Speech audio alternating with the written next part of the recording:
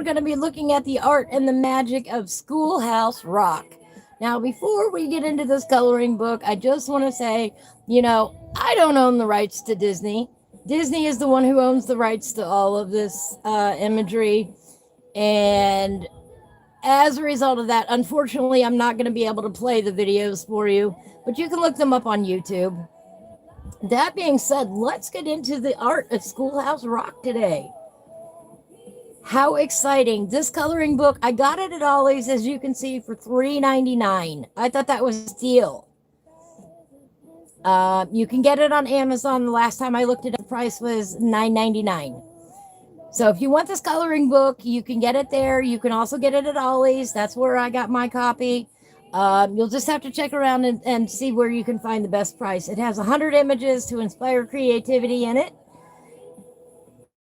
I'm really excited about this book. I got it a couple months ago, and I wanted to do it summertime because I wanted the kids to be involved in this.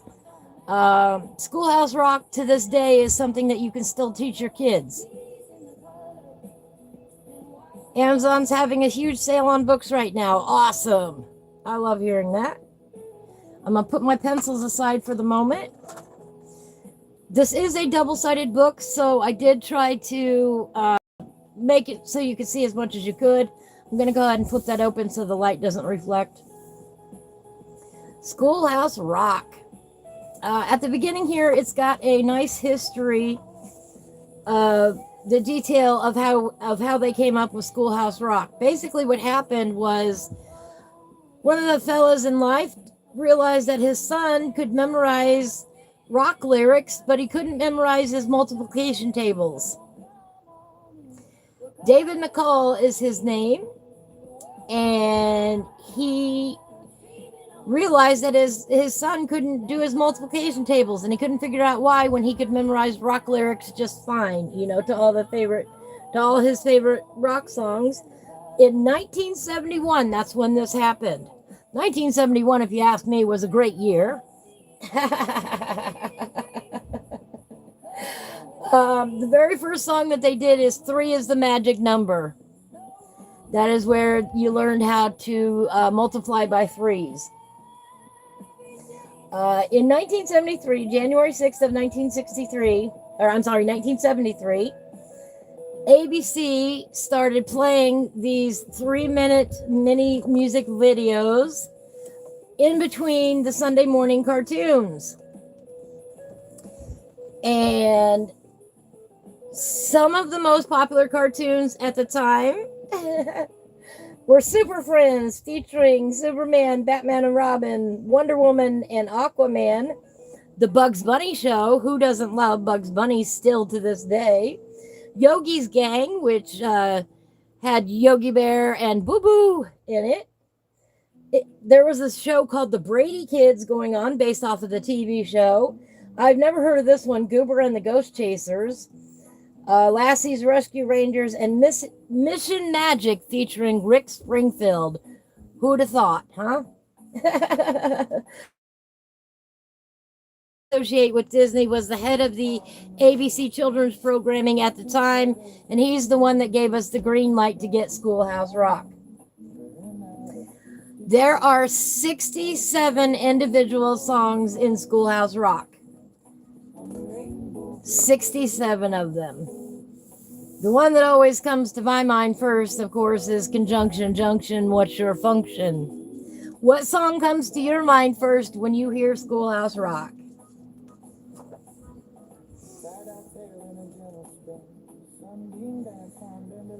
The characters in the artwork were simplified. The seasons of Schoolhouse Rock were divided, multiplication rock, into what they called rocks or segments throughout history. In 1973, they started with multiplication rock. That is where we got 3 is the magic number, My Hero 0, and Naughty number 9.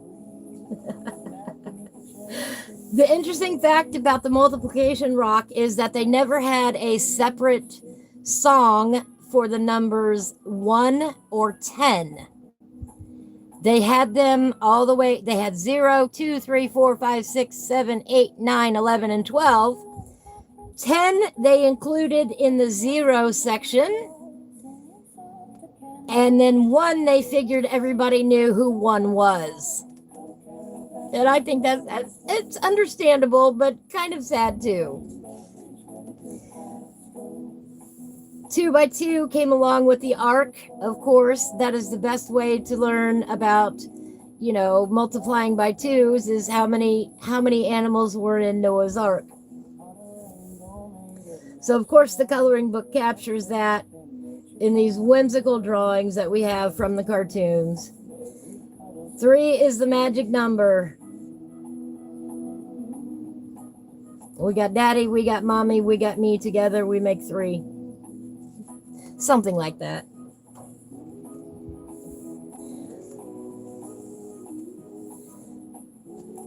Four again with the animals.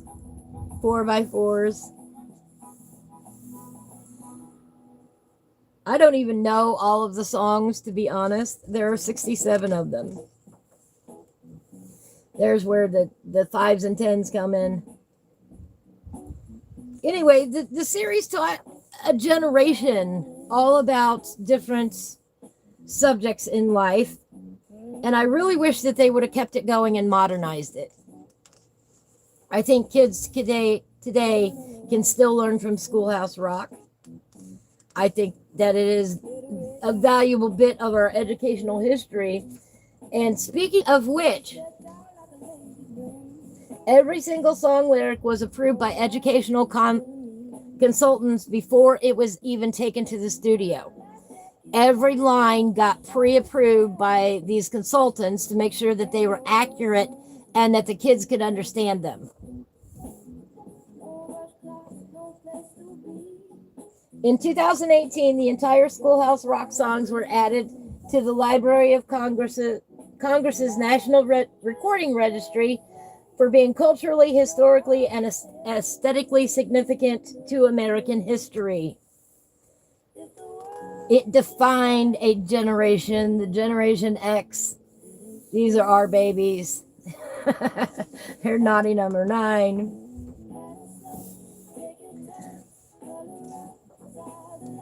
Then we got into grammar rock, and I am positive that grammar rock is the reason why I went on to get a degree in communication arts, writing, talking to everybody, and making sure that everything is understood.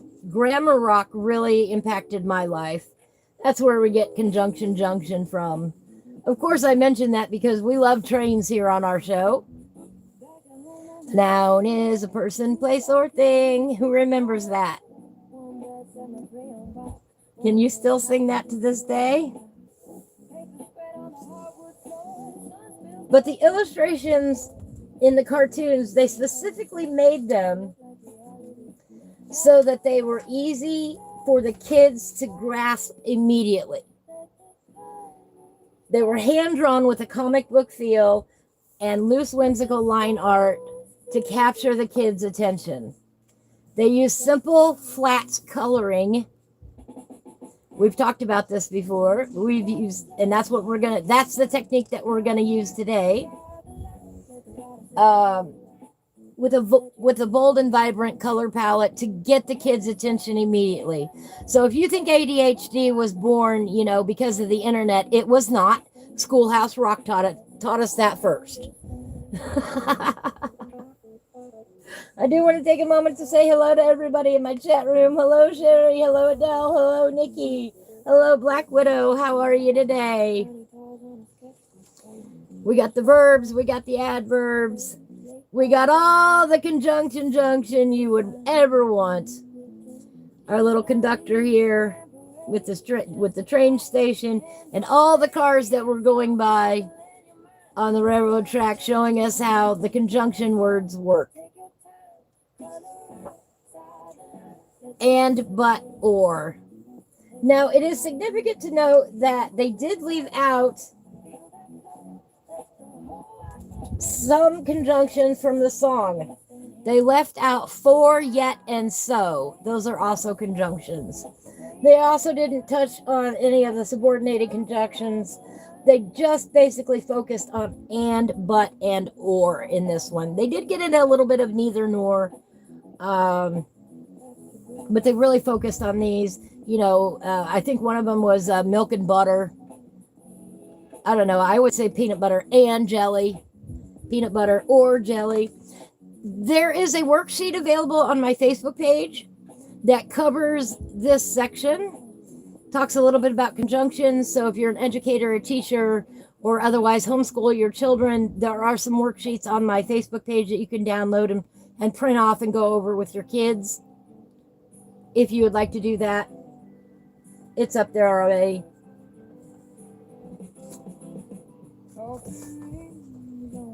Oh, then we got into the interjections, and I found this fascinating.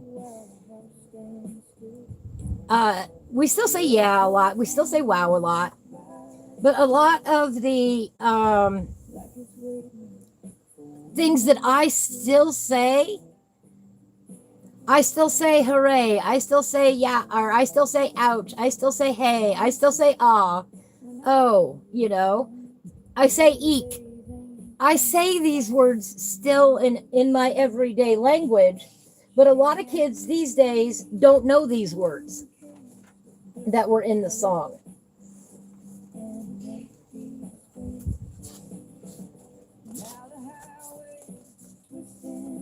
Where are my notes? Where are my notes? I'm trying to find my note on it.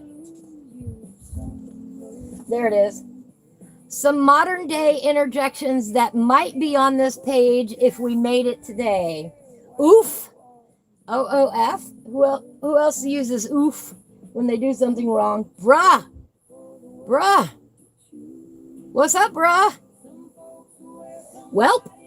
Now that's a Midwestern one, I tell you right there. I still say that one today.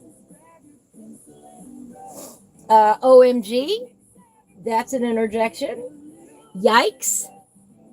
Yeesh. I say that one a lot, or I type it a lot. Ooh. Bet. Bet is an interjection. Ugh, wait, and meh. That would be words that would be on this page if we did this today. That's why I said I wish that they would update them to modern lingo now, but some are scary. The bear is big and he is hairy. I don't remember all the words to that one. Lolly, lolly, lolly, get your adverbs here. Who remembers that one? I do. We Lolly Senior, Lolly, and Lolly Junior.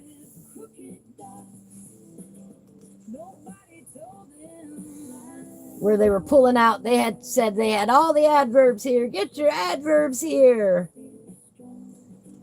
And then they described the adverbs.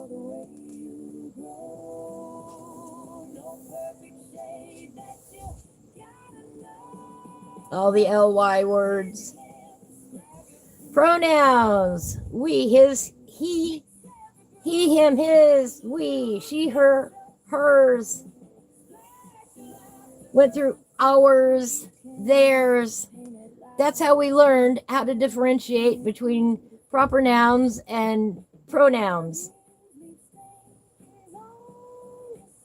So if you ever say people say there are no other pronouns, they're likely referencing this exact cartoon from their childhood because they remember. There's only a certain set of pronouns. There aren't any more. Schoolhouse Rock didn't teach us any others. But that's where we probably learned it. Raffaella Gabriella Sarsaparilla, Rufus Xavier Sarsaparilla, and Albert Andreas Armadillo. Who are we talking about? Then we got into American rock, or America rock. And America rock taught us all about things like the Constitution,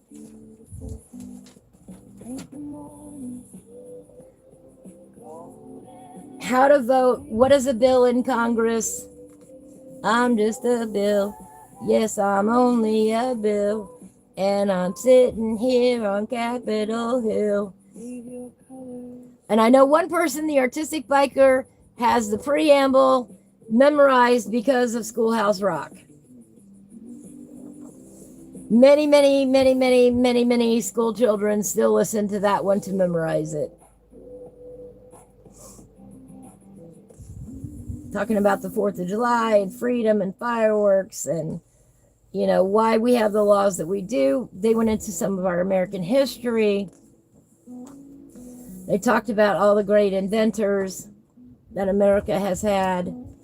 We the people, in order to form a more perfect union. I'm a terrible singer. Y'all know this by now. But I love the artwork in this book. It brings me back. Here they even included some of the inventors, the great inventors of America, great American inventors in the book.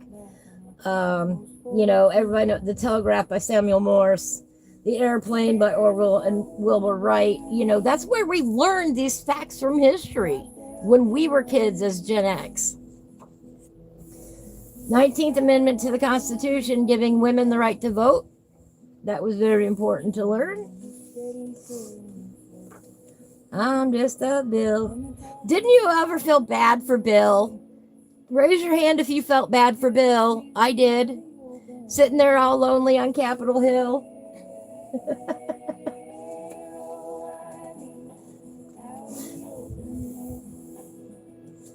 And that's how a bill becomes a law. They mixed spoken lyrics often with song lyrics. In other words, they would sing the song for a while and then they might speak something instead of singing it. Yeah, Sherry's raising her hand. She's like, yeah, I know this one. Yeah, I felt bad for Bill too. In 1978, we get to Science Rock. And this taught us about the body machine, interplanet Janet, and the telegraph line, talking about the nervous system. So we learned that there are 9 planets. Y'all don't be messing with Pluto now. We learned from Schoolhouse Rock there are 9. You married Bill. These were heavily influenced Gen X, I'm telling you. They learned through Schoolhouse Rock that the best way for children, one of the best ways for children to learn actually is through song. It's catchy. It sticks in their minds. Even to this day, you will hear kids sing songs that they hear on social media. Why are we not still feeding them good stuff? You know? Why are we feeding them weird things like 6-7? 6-7.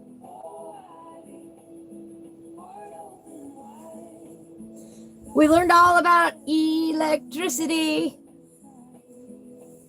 My dad was an electrician, so I learned all about electricity from him. But I can still remember that electricity in my head. Gotta have that to power everything.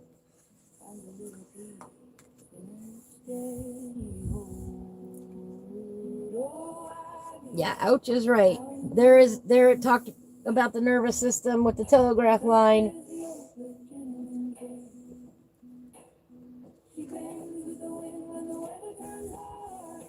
Kids were introduced to computers through Schoolhouse Rock. Kids of my generation, when computers were just starting out, learned how they worked through Schoolhouse Rock. Scooter Computer and Mr. Chips.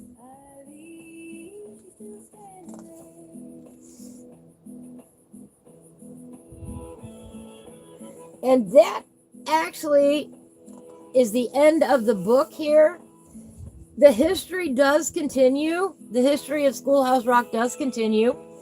In 1994, they brought out the Money Rock era. And that focused on financial aspects of the world, taxes, debt, personal finances. The favorite one, my favorite one from that time frame, is Tyrannosaurus debt,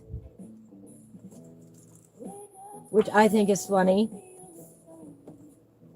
Of course, we're going to color on these 2 pages today. We're train oriented here. All right, Nikki. Earth Rock was introduced in 2000 and it was released direct to DVD. Most of us in Gen X don't know the Earth Rock songs. Obviously, they didn't come out until 2000. But it did go direct to DVD.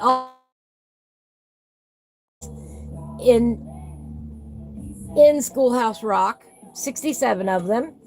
And my AI last night, as I was asking it to list all the songs, couldn't count.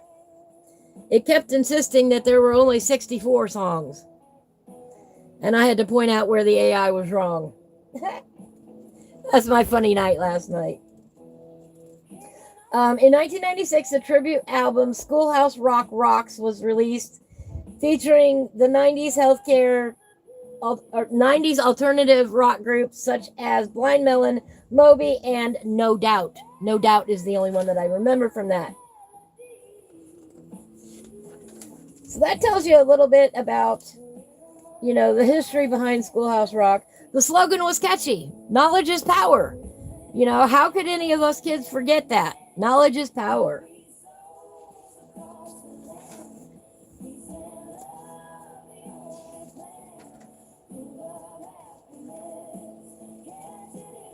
And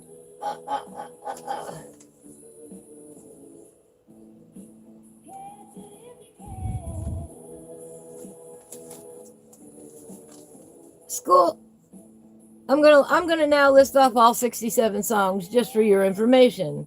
Schoolhouse Rocky, My Hero Zero, Elementary, My Dear, 3 is a Magic Number, The Four-Legged Zoo, Ready or Not, Here I Come, I Got 6, Lucky 7, Samson, Figure 8, Naughty Number 9, The Good 11, and Little 12 Toes. That was the multiplication rock. Grammar rock included a noun is a person, place, or thing. A verb, that's what's happening. Conjunction, junction. Interjections. Lolly, lolly, lolly. Get your adverbs here. I cannot say that without singing it. Unpack your adjectives. You're gonna unpack your adjectives. Rufus Xavier Sarsaparilla. Busy prepositions. The Tale of Mr. Morton. The Weather Show came out in 1993. That was a later edition. America Rock included, this is ironic, America Rock included No More Kings. That was the title of one of their songs. The shot heard around the world about the Revolutionary War. The preamble to the Constitution. Suffer until suffrage. That's voting rights for women. I'm Just a Bill. The Great American Melting Pot. Elbow Room. Fireworks, which talks about the Declaration of Independence. Mother Necessity, which was the American inventors. The Three-Ring Government. I'm going to send your votes to college, and the Presidential Minute. Elementary, my dear. 2 + 2 = 4. Yes. Conjunction junction was probably one that Laura remembers the most. Learning to read and write is what you remember the most. Yes, exactly. All right. When Science Rock came along, Science Rock gave us the body machine, Do the Circulation, A Victim of Gravity, Inner Planet Janet, The Telegraph Line, Them Not So Dry Bones, Electricity, The Energy Blues, and in 1994, Reluctant Edison was added. The computer rock included the introduction, the hardware, the software, and Number Cruncher. Money rock was Dollars and Cents, Taxman Max, Where the Money Goes, $7.50 once a week, which talked about allowance. Tyrannosaurus debt, This for That, Walking on Wall Street, and the checks in the mail, all about learning to pay your bills. When Earth Rock came out, again, it went direct to DVD in 2000. So a lot of us Gen Xers aren't quite as caught up on those as we are in the earlier years.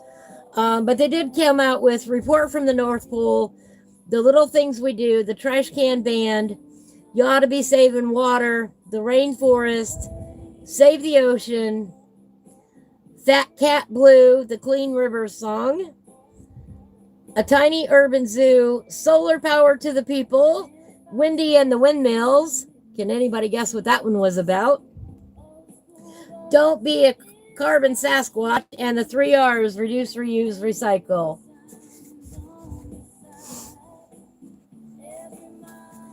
Fascinating, isn't it? Now, to this day, if anybody says conjunction, junction, you gotta say, what's your function? That's the only correct response to conjunction, junction.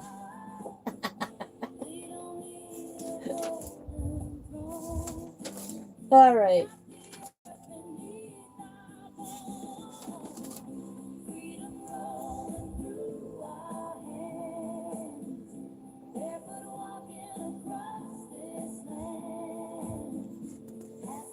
I was really hoping that the artistic biker would be here today so he could recite every line to the preamble for us.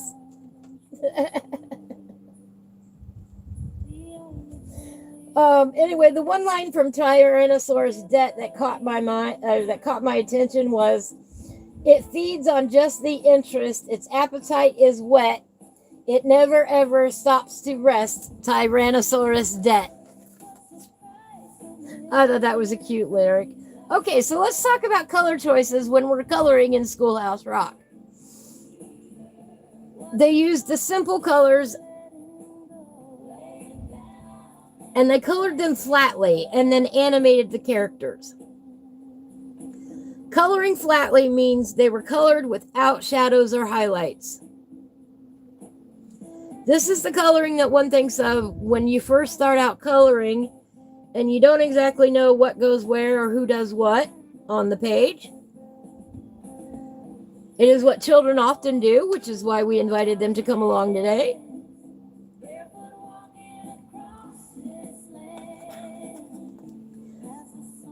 They used primary colors and the colors of the generation. And if you knew Gen X at all, a lot of that was mustard yellow and this drab olive green color. And a lot of muted colors that happened in the 1970s. My pants are kind of inspired by the 1970s too, as you can see at the bottom of your screen. I wore them on purpose.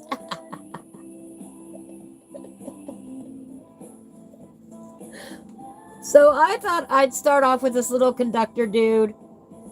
Oh, speaking of train, it's perfect. We got a train right here to color. For those of you who don't know, for the past several months, every time the train has gone by, hang on.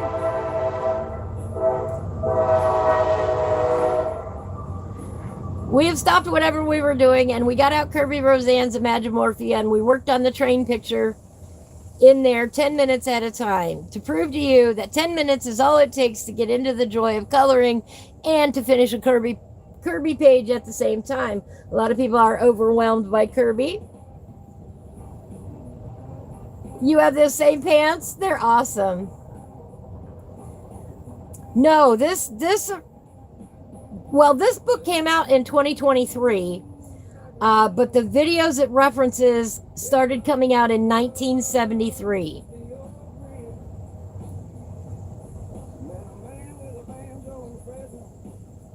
(1973) was the first time one of these videos came out, and that was 3 is the magic number. I was born in 1971 for reference. So yes, I literally grew up listening to these songs. I was, a year and a half, 2 years old when they came out. I was born late in the year.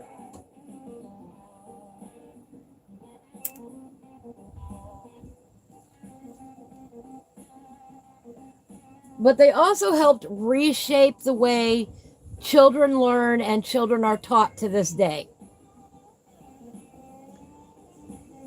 Songs unlocked a hot button that really started getting kids excited. And kids these days love anything musical. They're so into, the internet and technology. And if there's a catchy song out there, they can sing it word for word. Your child is not dumb. I promise you that. If they can recite a rock song, they can learn their multiplication tables. That's what Schoolhouse Rock taught us.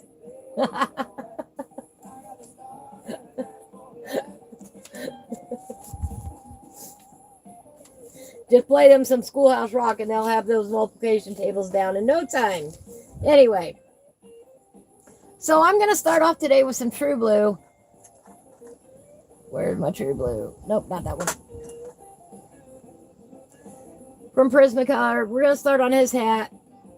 And I'll show you what I mean by flat coloring. I'm going to get a little bit more of a point on here. And obviously, if they made Schoolhouse Rock with flat coloring, then there's no reason why you can't do the same in your coloring books if that's what you choose to do. Don't let anybody convince you that you have to have a detailed coloring page every time. That's baloney. We're here to have some fun today, so let's get started. Let's get started on this fun page. I want to start with his hat. And all I'm going to do is come in here and make a lot of blue. I'm using True Blue. Use your favorite blue.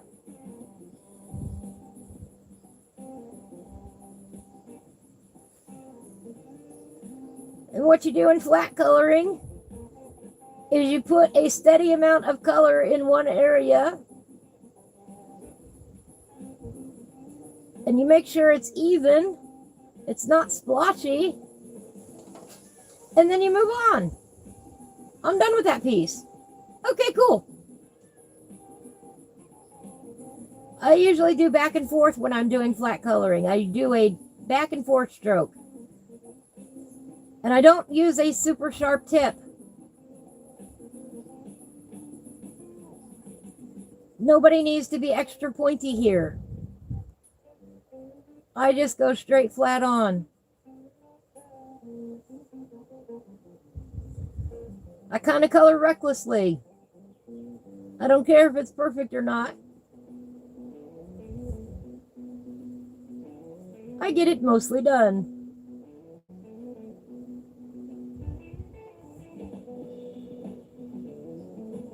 But these simple colors help attract the kids to the cartoons. And then by default, they learn something in the process. Saturday morning cartoons were an entire ritual for us. We weren't to bother mom and dad on Saturday mornings. We were to go and get a bowl of cereal, turn on the TV, and entertain ourselves while mom and dad did whatever it is that moms and dads did.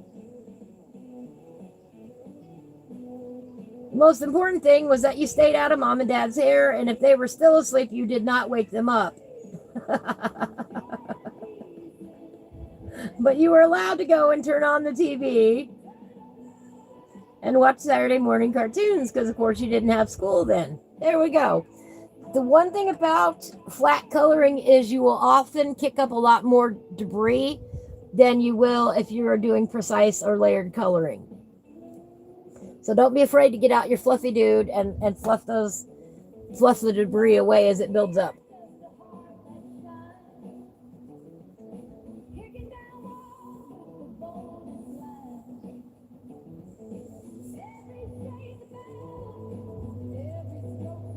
So pick your favorite blue, and if you've got this book, and let's color the hat together. What is everybody's favorite Schoolhouse Rock song?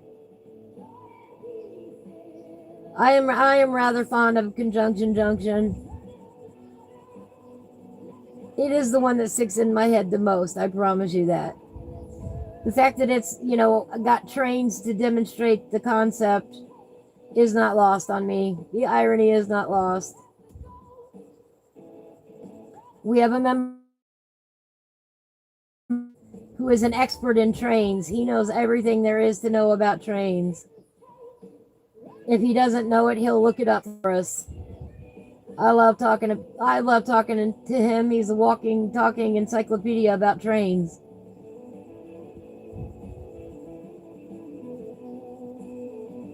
He was in the Artistic Bikers live yesterday, I believe it was, when he had some when the Artistic Biker got a train set, by the way. Whoop whoop. He will be doing miniature train cars in his sketch and washes in the mornings. Who else is excited about that? I was so tickled when he showed me that tube of the new miniatures that he'll be sketching and washing. They're called tubes because they come in a plastic tube.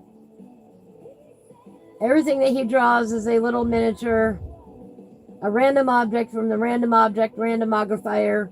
The coloring book is out now, volume 1. You can find it on Amazon. Every day he gets up and does these sketches and washes of these items, and he just got a train set in. So we will be learning all about trains as well over at the Artistic Bikers channel. Yay! Let me see. Do I have him bookmarked? I probably don't. I've got Sherry bookmarked, but let me go grab his link real quick.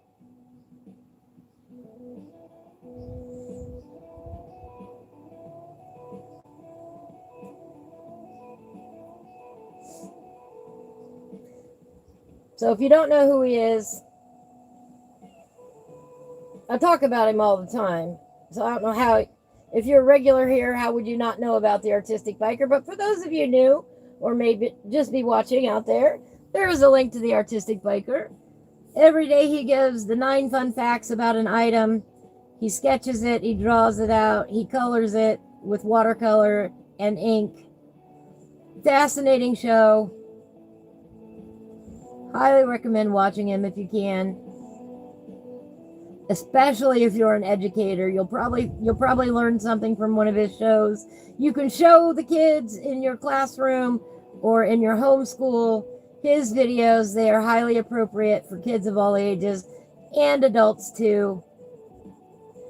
He's one of the reasons why I keep my channel family friendly.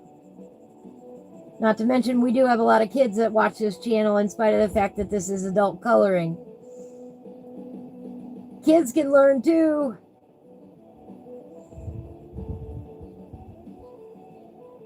And I love the kids that stop by, and this is really for them.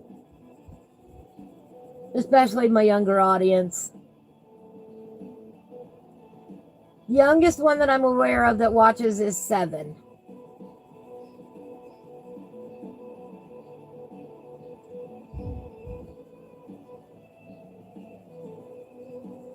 So don't ever think just because you're doing adult coloring that the kids aren't interested in what you're doing. They're watching. They know how to work YouTube a lot better than some of us adults. Hi, Riley. How are you today?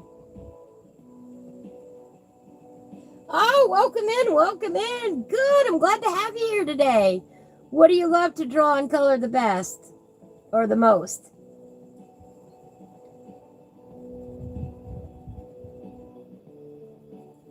We're coloring the conductor from Junction from Schoolhouse Rock right now.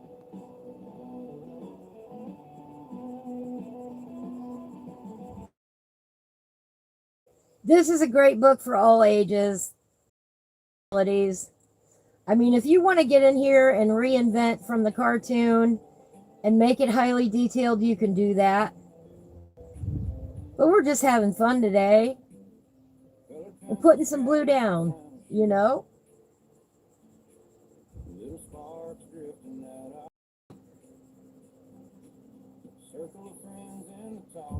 Riley likes people and coloring little teddy bears. Oh, nice.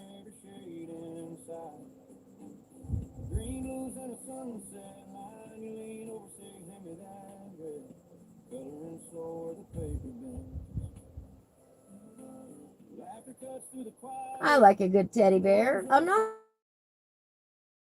Everybody has their thing. We are going to color the conductor here today.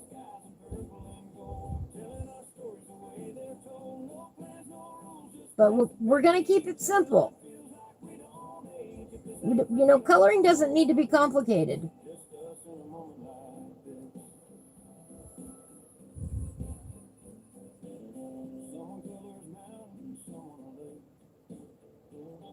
All music today, instead of being provided by Disney, is provided by Gaming with Just Joe. He has given us the rights to use all these songs of his on our show, and I thank him profusely for that every time I see him practically.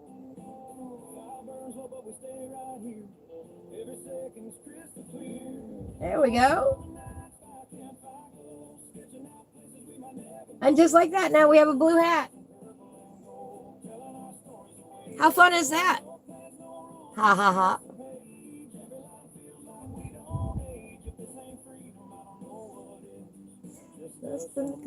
Oh, we got to do the bottom rim of his hat.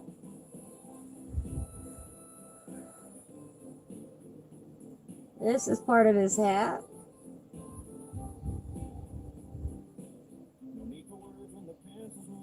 And this is part of his hat.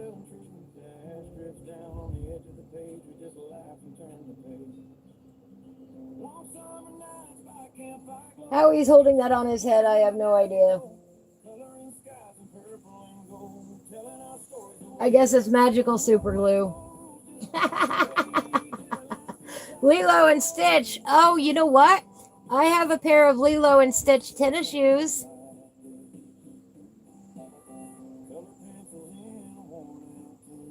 They got Stitch all over them. They're pretty cool. They're pretty cool. I took them. I actually took them and I added glitter to them because they weren't glittery enough for me. So I glued glitter on there and I laced up the shoelaces all fancy, and I only wear those on very, very special occasions. Them's my really good tennis shoes.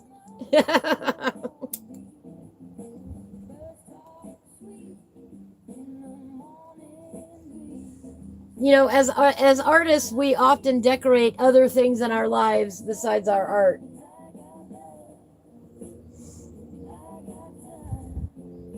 Now, believe it or not, and this is going to seem odd to everybody here, believe it or not, they continued with the blue. They made his hands blue. So we're going to do his hands next while we've got the blue out.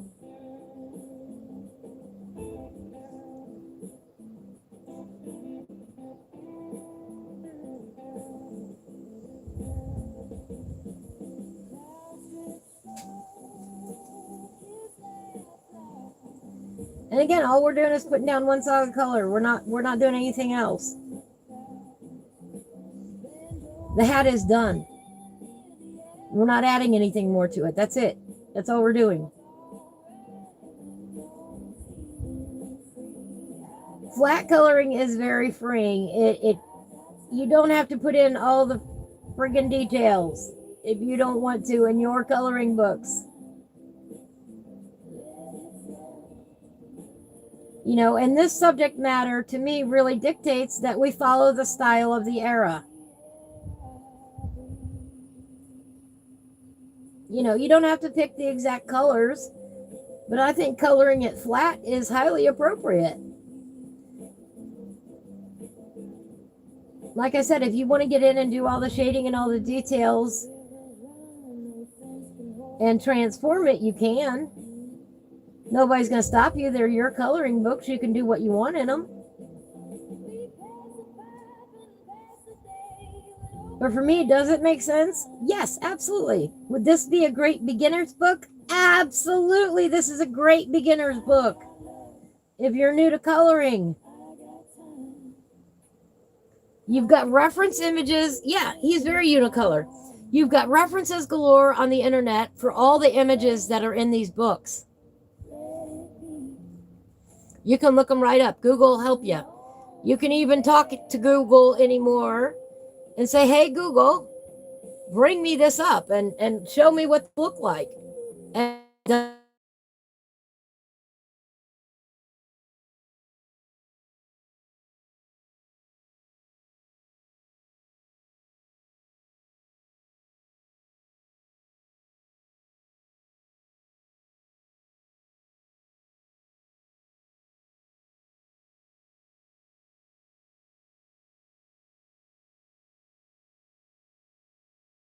am I back?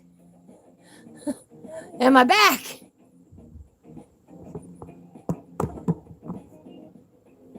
Hey guys, don't say that unless you actually want Google to do something.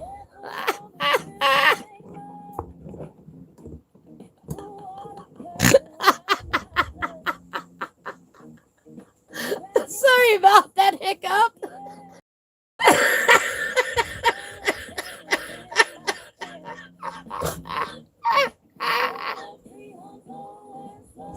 I accidentally activated it. I didn't realize it was turned on.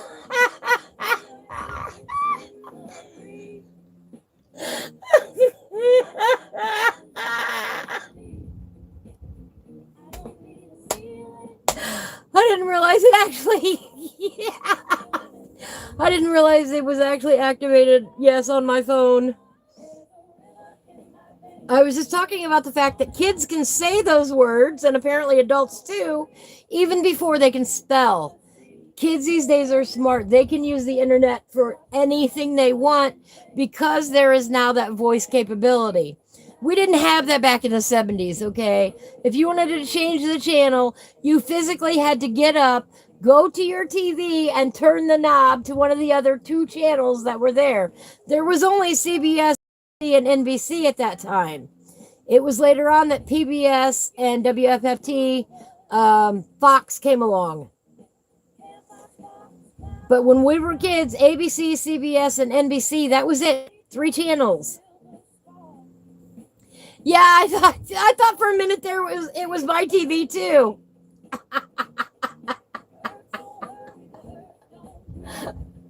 But believe it or not, even though he's got separate gloves on, they continued the blue palette on his arm. They colored his arm blue as well.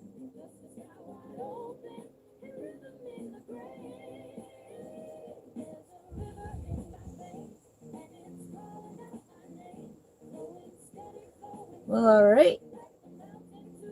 Good enough. Hey, we got some blue on his arm. His overalls are blue.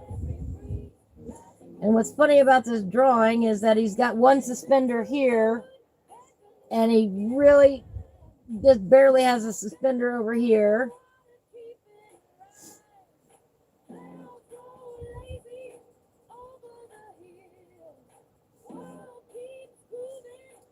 But they colored the suspenders blue.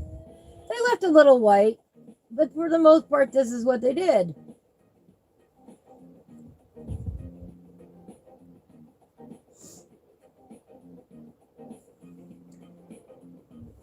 And of course, oh no, then he's got another arm. And then he's got the shirt part underneath here. And they covered all of his overalls blue as well. Yeah. Sorry about that, guys. Didn't mean to do that. Didn't mean to scare y'all. We were the remote controls. Absolutely, we were.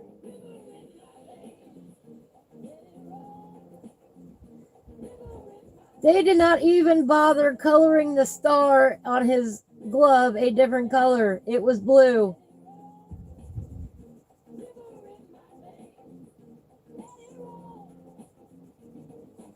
We're going to use a lot of this pencil up today. I'm using a medium pressure today to make it go faster. And doing it, mostly in a single layer.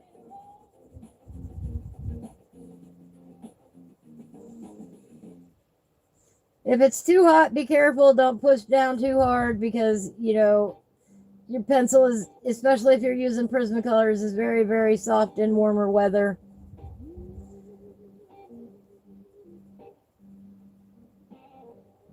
So make sure your pencils, I had to make sure that the pencils were going to hold up today for me. If we were going to have another hot day like we did the other day, I wouldn't have been able to do this today.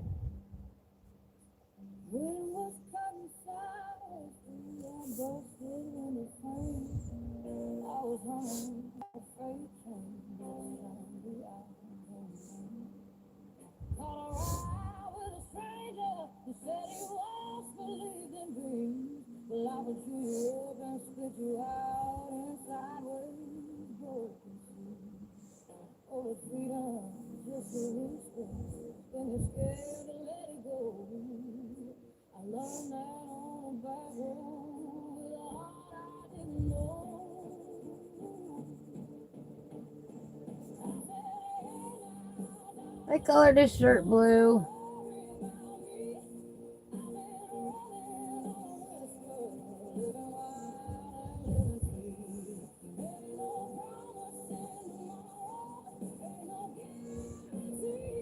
And of course, then this is how we learned to color as well. This is how Gen X learned where colors go.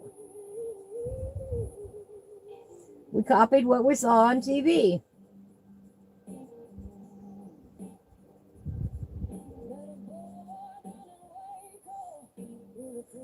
If they colored it a solid color, you know, that's what we went for. And a lot of this was. They didn't get into a lot of fancy shading. They kept it simple for the technology of the day and to keep the kids' attention better. And guess what? Then they did the overalls that way. Yeah, the star is where I was shocked too. The star is not actually yellow. That's okay. Your mind is going to be blown when you find out the lantern is red.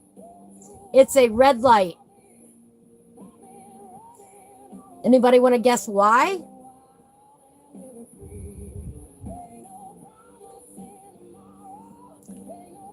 This is just my guess, my personal guess as to why the lantern is red. Number one, it matches his kerchief around his neck. But number two, red light is easier to see at night.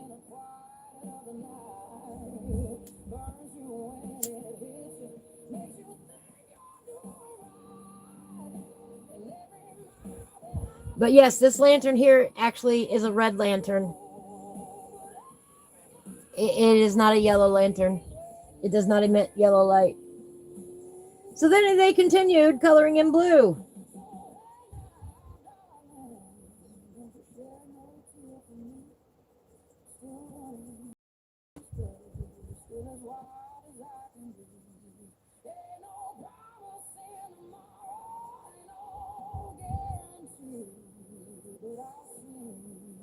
And I just realized, as much as I hated art history in college, I'm just giving you all a bunch of art history right now. It's more modern than the art history I learned, but it is still art history.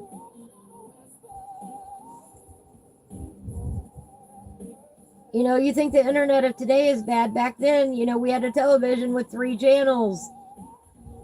We watched what they wanted us to watch. We didn't have a choice, you know. We didn't have much of a choice. 3 channels, that was it. But ABC really pulled away in children's programming with Schoolhouse Rock. In 1985, the rules around children's programming changed and Schoolhouse Rock was taken off the air.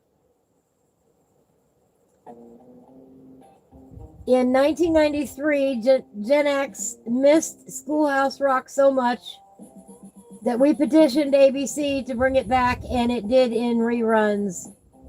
It brought Schoolhouse Rock back for a year in reruns. And of course, these days you can get it all on DVD, or you can watch it online on different channels. I believe Disney has it on their channel. But you can also buy the DVDs as well. And if you want to sit down and watch all 67 episodes, you're more than welcome to do them all at once. You can binge watch them now. You know, we had to wait. Is it going to be on the next commercial break? They didn't tell us that stuff. You know, you had to wait and see when your favorite was going to be on. Talk about having you captive there.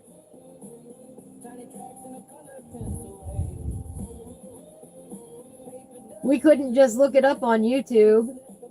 We actually had to wait until the song played.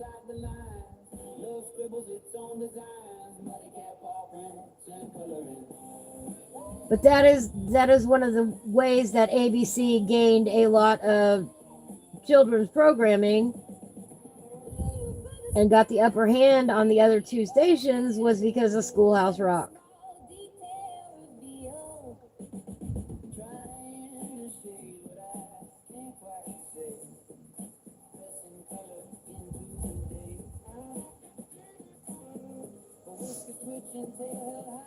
But I love that Gen X missed it so much that they petitioned them and made them bring it back. I'm not exactly sure what guidelines changed in 1985. I didn't go into that detail. But I would imagine it was something major to get them to pull it off the air and to stop doing it. And I say whatever that 1985 ruling was, we need to reverse it. They need to bring back Schoolhouse Rock.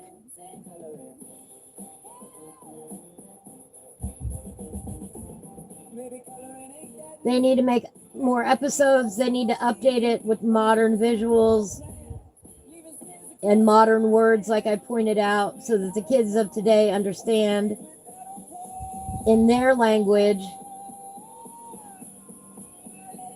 what these things mean.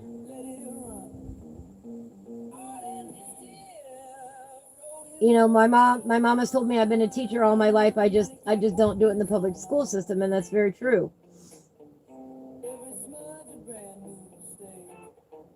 And I think taking Schoolhouse Rock off the air was one of those things that was a detriment to our society. You heard me. I didn't stutter. We don't have enough children's programming out there that the kids will relate to.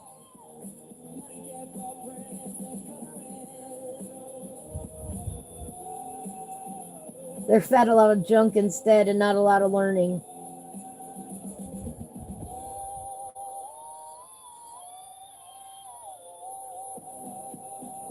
I mean, yeah, if you wanted to watch your cartoons on Saturday morning, they had commercials, you know, every 15 minutes or so that you were, you know, had to watch or go to the bathroom or whatever, but you didn't have a choice. You couldn't skip the commercial.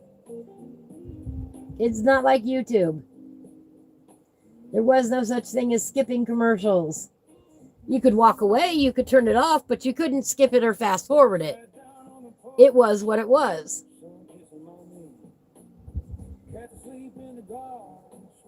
And in that respect, a lot of kids accidentally learned a lot of things. You know, we didn't set out on Saturday morning hoping to learn something new like we were in school. You didn't think of it that way. You thought it was fun.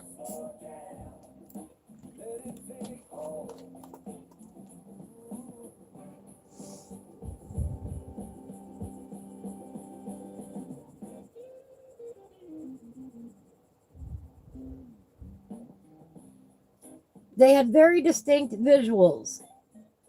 They didn't keep changing things up on the kid. If this guy had a blue hat and blue overalls and blue gloves and a blue shirt, he always had a blue hat and blue gloves, a blue shirt and blue overalls, no matter what his pose was.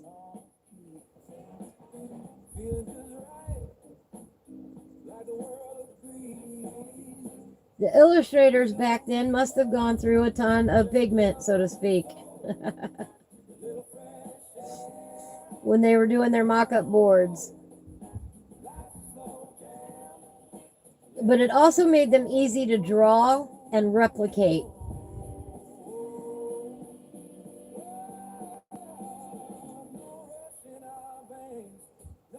You know, one of the things that you can do if you want to learn how to draw is to take tracing paper and put it over this image and trace it.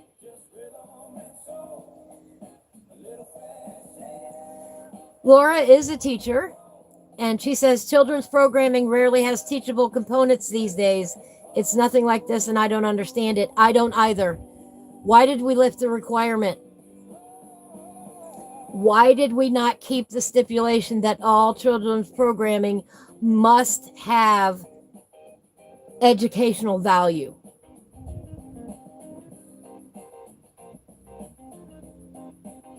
That's the only thing that I see in my mind without doing the research. Is today's children's not like this? Not at all.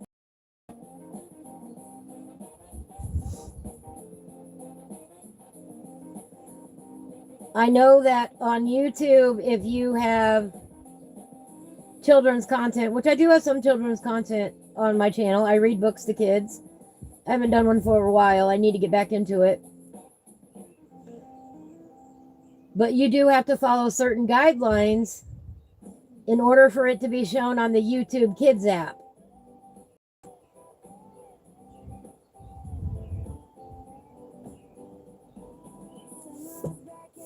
That much I do know. So I know that there are some restrictions. I think that those are more YouTube imposed though than anything else to get into the specific kids section. I am not in the specific kids section. I am just on regular YouTube. Because heaven forbid I don't hit one of those check marks right. Even though my show has an incredible amount of educational value, it's not designed specifically for children. Even adults who want to learn how to, there are some adults that don't know how to read, could benefit from my reading series.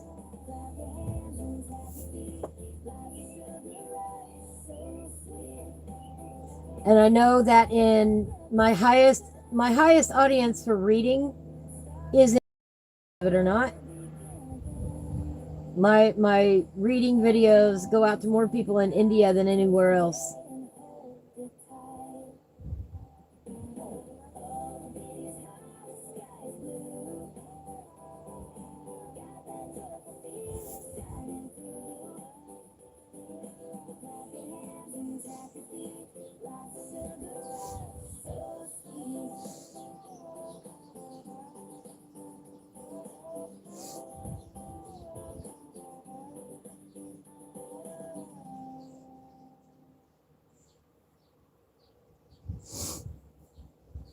Oh, we didn't do his bib. We got to do his bib.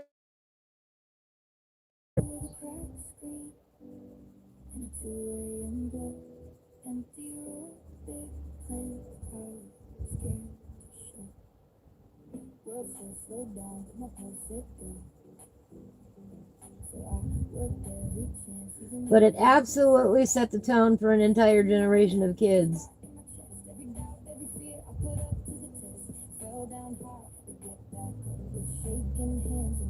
It was a defining moment in TV history when these premiered and caught on. There was nothing like it before then.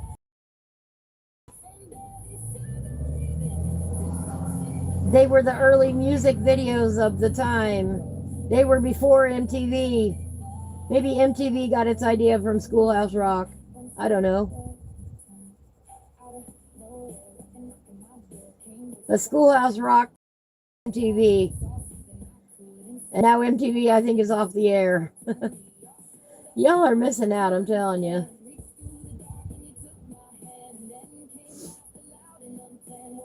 Schoolhouse Rock predates cable TV as a popularity anyway. You know, in 1973, I don't think anybody had cable TV.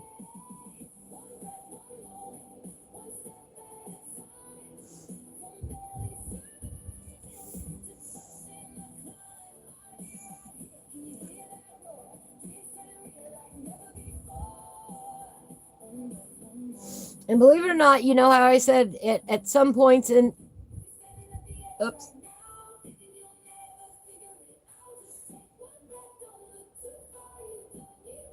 that they did leave some white. I'm looking at this exact image, by the way, from the video.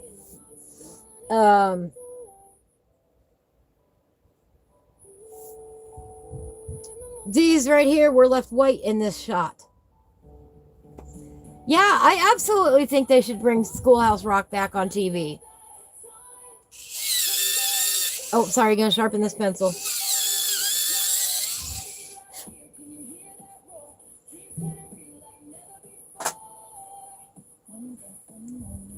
One step. Anyway, the front of his shoes were left white on the frame. I don't know why. Who knows? His kerchief was red.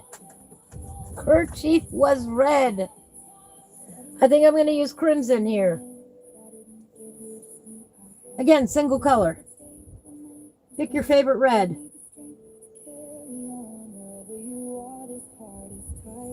Color it all one color.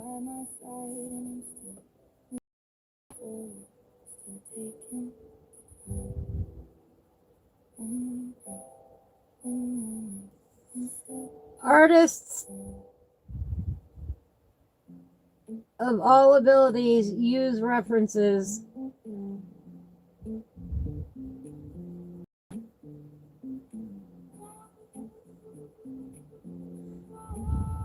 The artistic biker every morning has the item out in front of him to draw from. Don't ever feel bad about using a reference to draw from or to color from. You know, color alongs are popular for a reason. Your coloring is not less valid because you're following a blueprint. Color by number is a popular activity, even for adults. Although at my age, I want a color by number book that is bigger numbers. Bigger, bolder numbers, please. I don't care if you can see them through the colored pencils or markers. If I can't see the numbers, I can't color it. I don't like the light gray. Bring back the black.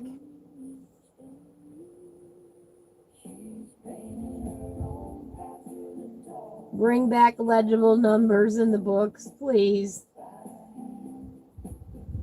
We getting old over here. Our eyes don't do the things they used to do.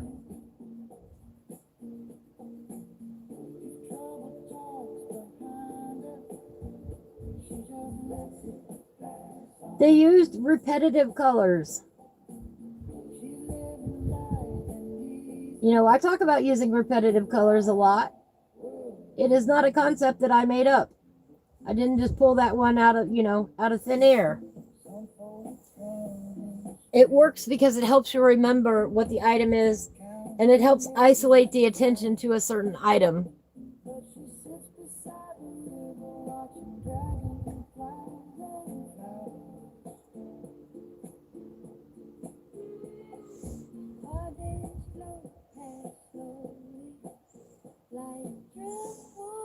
Anyway, the weirdest thing about the lantern is that this part of it is red.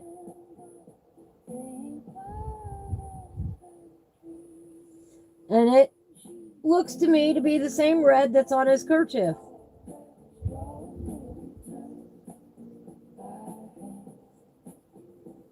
So we're going to color it red.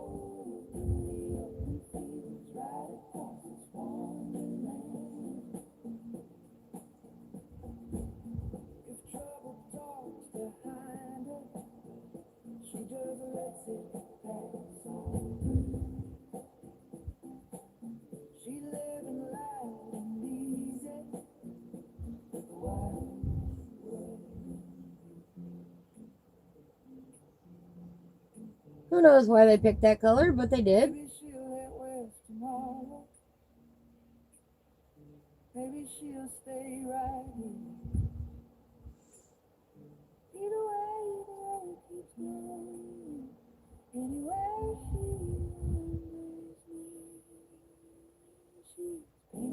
Boom, like that. That's exactly what it looks like. Isn't that weird? Maybe this is the bottom of the lantern and not his foot. That could be. I don't know. I didn't draw it. Not my drawing.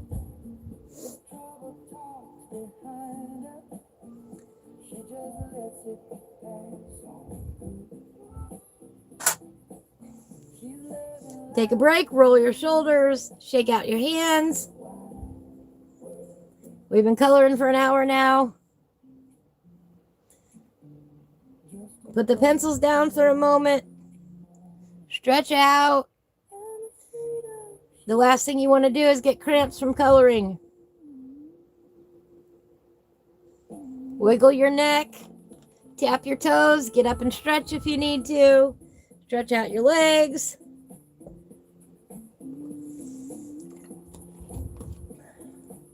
Take a drink.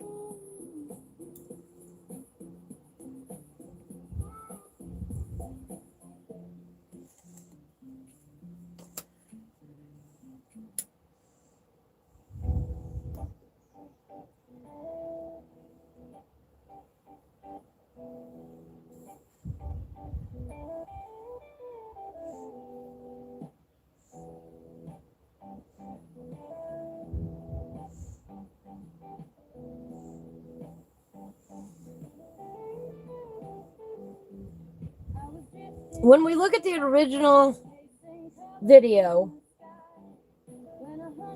this guy has a very weird skin tone.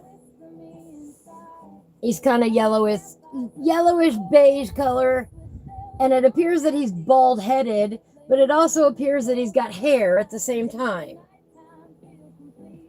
I don't know. I didn't draw him. We're going to start off with some peach. Oh, I'm sorry, not peach. Yeah, peach.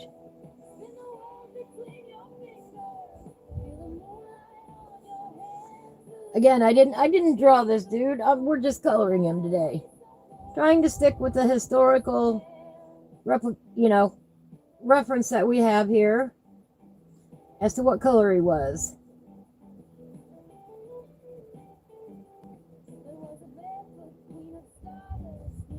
And he's got a bit of a peachy color here.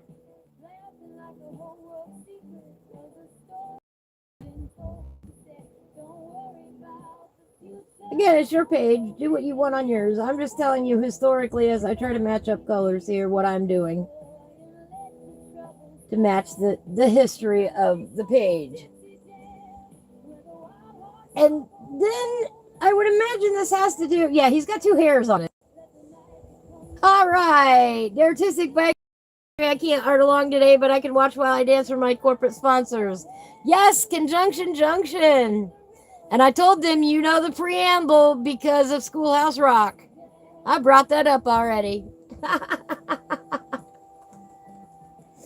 how I memorized it. Hello, Mandy, how are you today?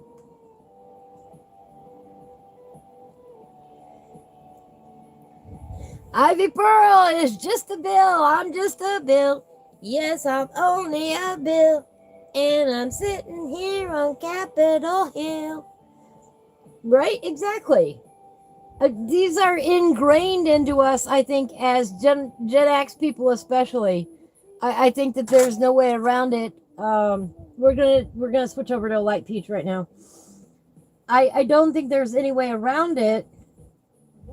You know, if you were in the United States in the 70s and 80s, early 80s, it's what you watched. We didn't have the internet. We had 3 channels on the TV and we were happy about it. We were the remote control that had to get up and change it if we wanted to. But Schoolhouse Rock was found on ABC. Children's programming of the day. What we're doing here today is called flat coloring. It means putting down the base layer in today's technology. We're not doing anything fancy. We're just doing back and forth strokes.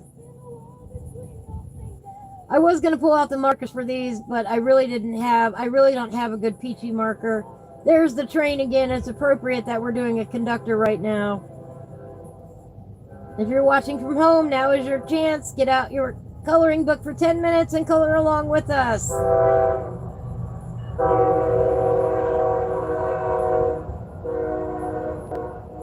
In 10 minutes a day, you can accomplish more than what you think. Sometimes all it takes is getting started, and then you'll want to color more. You know, sometimes we get that feeling like we're tired of coloring and we need a break, but we want to color at the same time. If you set that timer for 10 minutes, put on one of my shows, I guarantee you in a few minutes, you're going to sit there and color for quite some time, more than the 10 minutes allowed.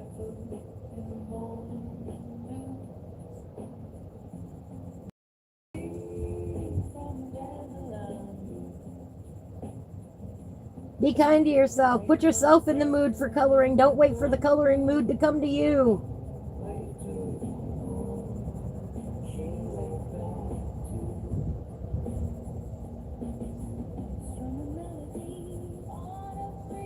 So we're really just scribbling this in today. Putting down a flat layer of color, following the tradition of the cartoon.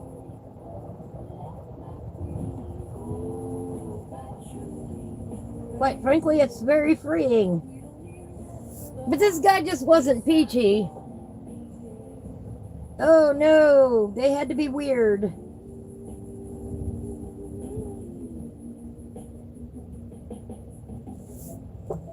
He had a yellow cast to his skin.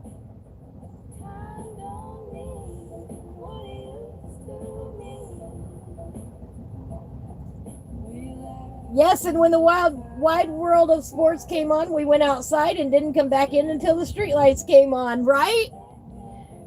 Right? The wide world of sports was Dad's TV. You didn't interrupt Dad's TV unless you were also into sports and he let you. Man, you never watched Schoolhouse Rock. Oh!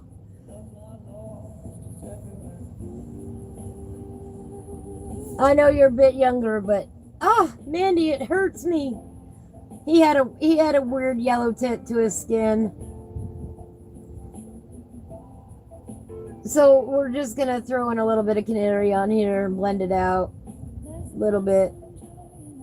Why? I don't know.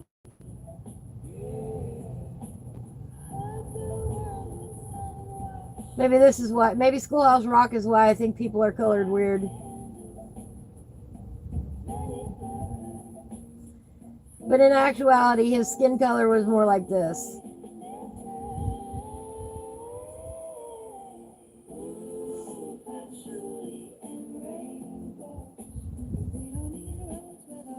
And maybe that's what a lot of people want to get away from. How could they do that? I have no idea. He looks like he has jaundice.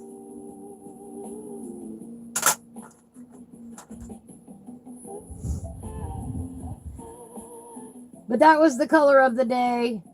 Mustard yellow was very popular in the 70s too. Maybe that's where it came from. I don't know.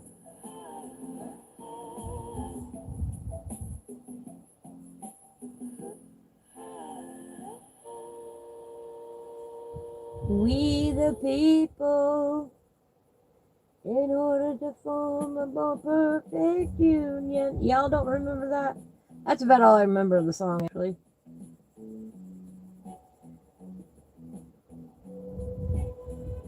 I found that I didn't know a lot of the lyrics, but I knew all the tunes that I watched. That poor sarsaparilla dude, I know I didn't sing that right as... Well, I probably did sing it right as a kid. Anyway, he looks kind of something like that.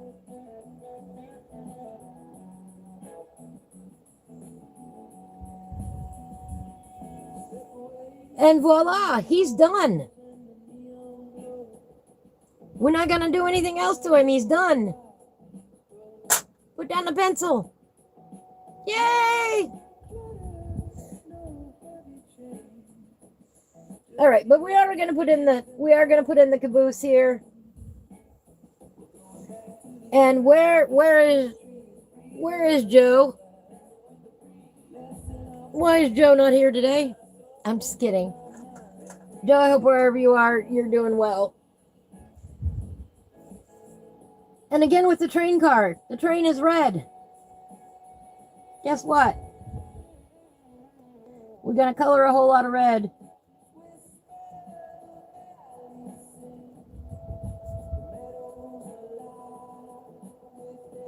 This could be quickly done with markers as well. This is a great book to do markers in. The pages are thicker. Be perfect for markers.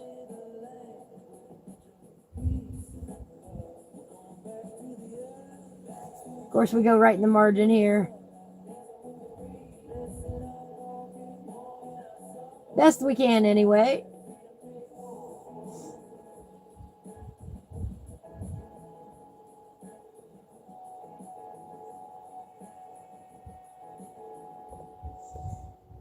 Again, we're coloring it like it was colored back in the day. Although,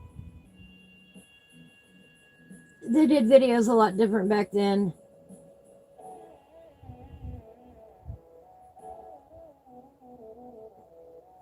But the reason they did that was to keep the kids' attention. And they did it with a very simplistic style.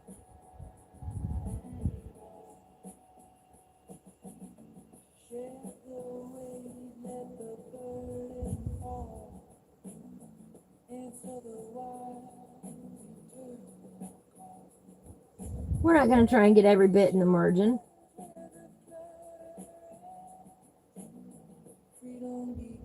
But there's a margin line for us.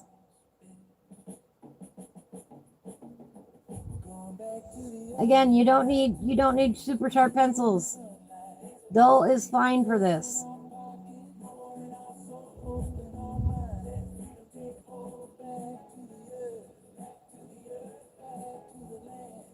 And this is the type of coloring that I don't usually do because it can wear your hand out rather quickly. This is exactly why I don't color like this often. But it is quick and it is easy.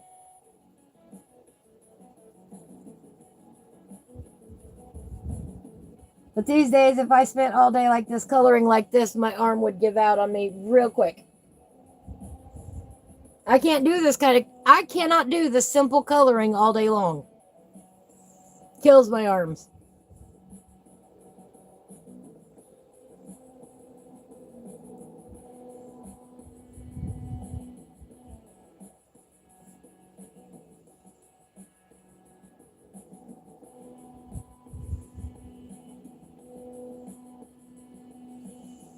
Oftentimes, they left the backgrounds blank white or a simple tinted color.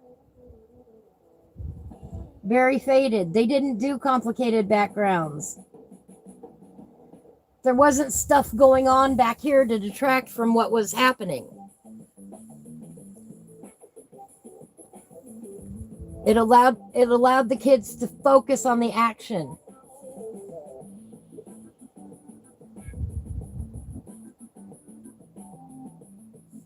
You know, a lot of what we like or don't like in our own artwork goes back to what we saw as kids. I don't like backgrounds. Guess where I probably learned that?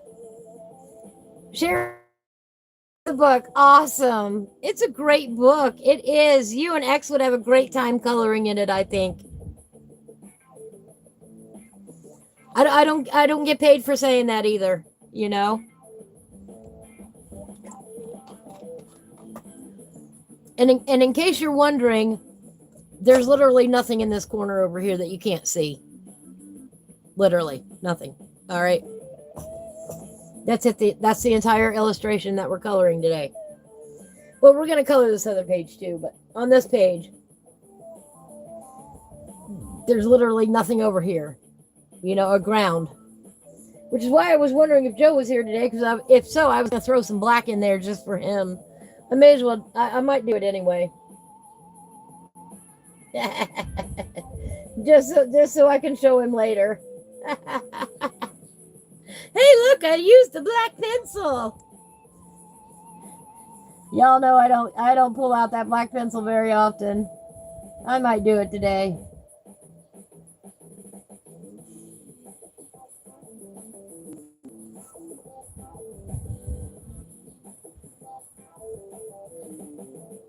You know, we can throw back to the era when I didn't hate the black pencil.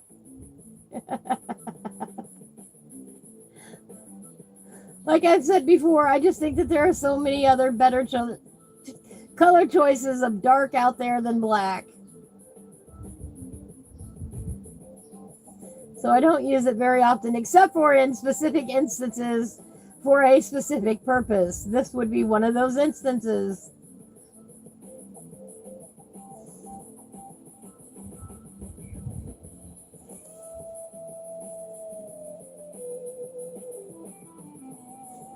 Joe makes fun of me because I don't use a black pencil. He wrote an entire song about my neglected black pencil.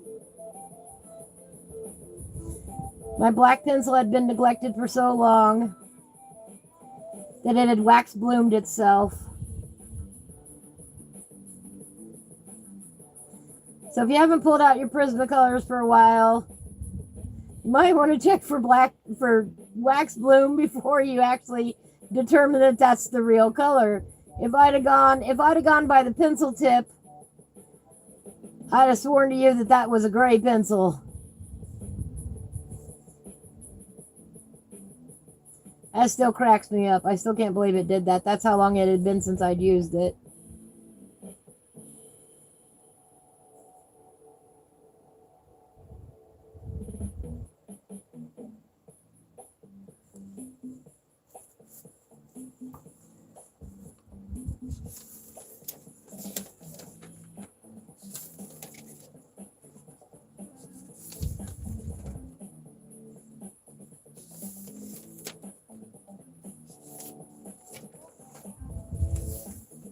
Let me see here.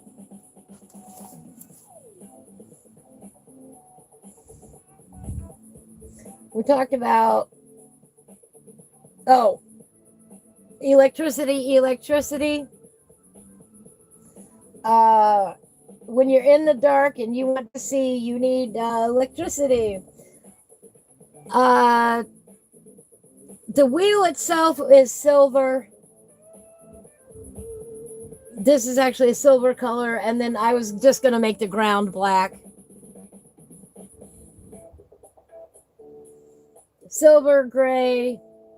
Either one will work for the wheel. They're actually a blue-gray color. The one I'm looking at is anyway. I am going to guess that they wanted to replicate the metal. I hadn't gotten to that part yet.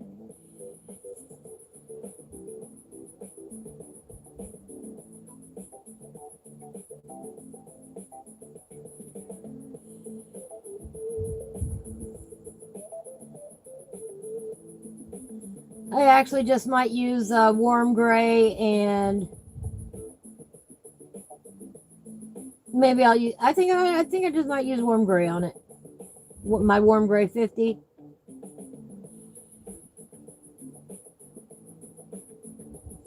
That's one I didn't pull out, believe it or not.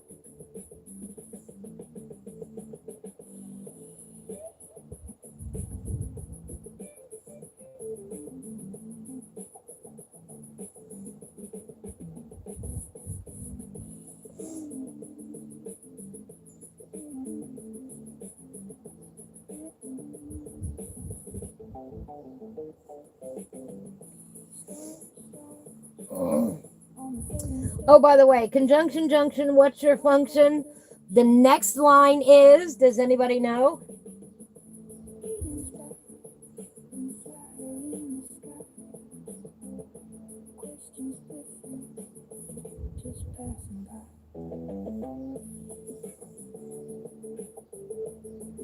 Anybody know what the next lyric is after conjunction, junction, what's your function? What's the answer?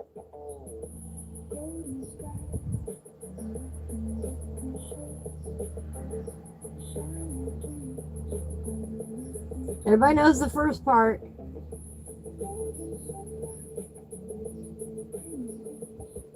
Do you remember the second part? I can still hear the guy's voice in my head. He had a real deep voice.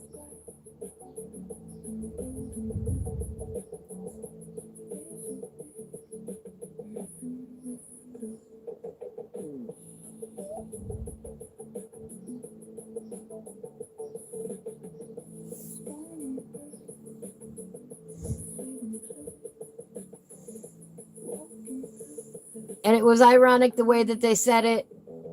Hooking up words and phrases and clauses. Hooking up words and phrases and clauses. And the guy had it in a real deep, throaty voice that I can't replicate. Real jazzy. They did hire, let me find his name.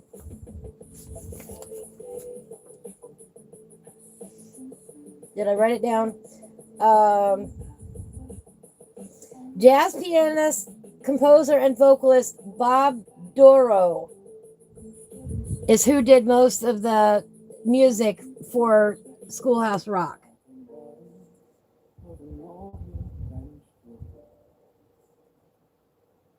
He wrote the music and came up with a lot of the lyrics to their songs. Again, they were passed through educators before they were published, before they hit the recording studio room. They had all the lyrics approved to make sure they were accurate and that the kids would understand them. Oh, and speaking of black, there's our colored pencil song.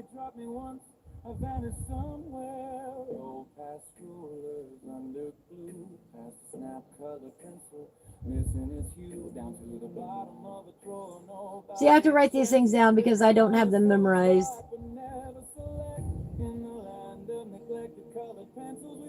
But all props to him for coming up with these amazing songs that inspired an entire generation.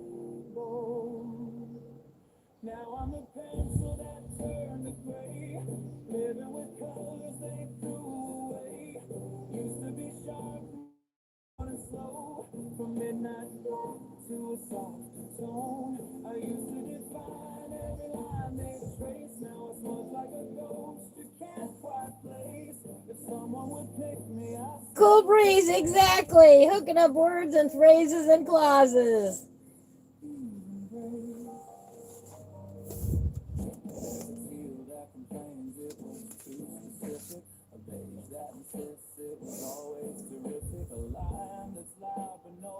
Lolly, lolly, lolly, get your adverb here. What's the next line? Everybody knows the first one. Lolly, lolly, lolly, here.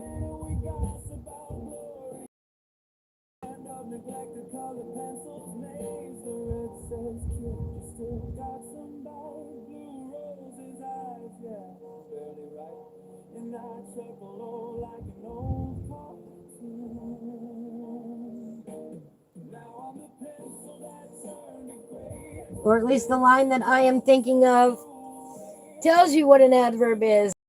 A word that modifies a verb. An adverb is a word that modifies a verb. If I say 369, what's next?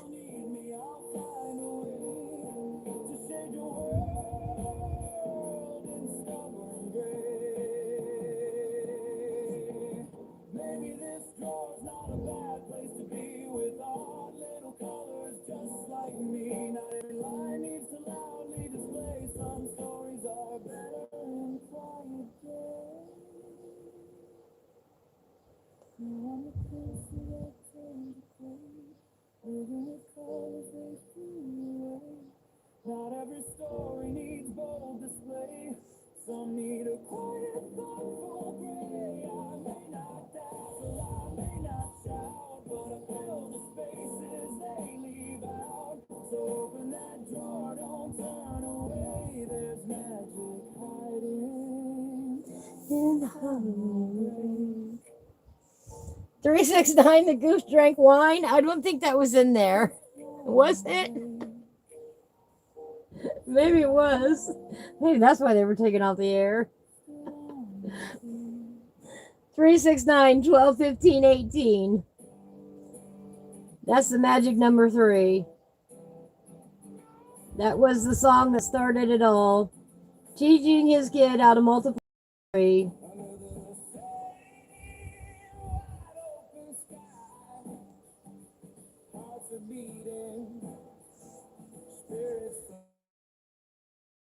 I don't think that's a real line from the song.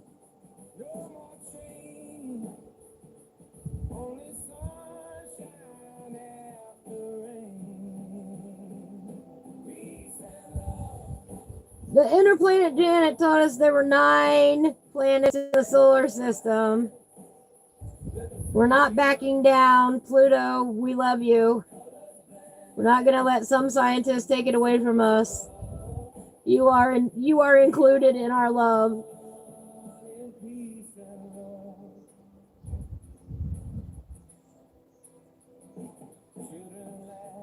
You can't convince me otherwise.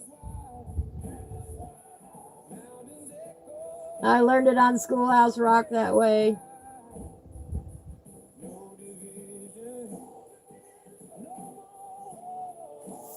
That's okay. Oh, that's from UB40? No, I'd be over 50. Yeah, there will always be 9 planets, School Breeze. Absolutely.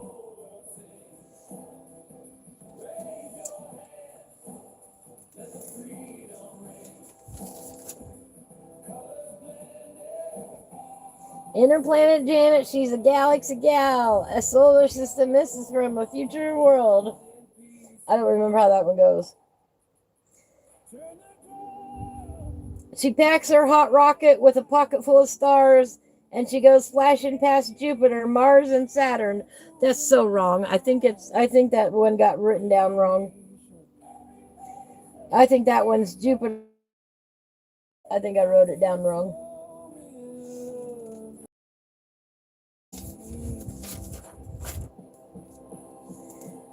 But I found it fascinating, the modernizations of these words, of the interjections. That was one of the things that in my research that I was wondering, we've defined these different parts of speech, children, but over the years, new words have been added to those definitions.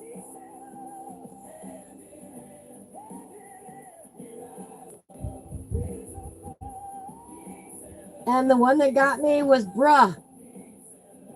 Yeah.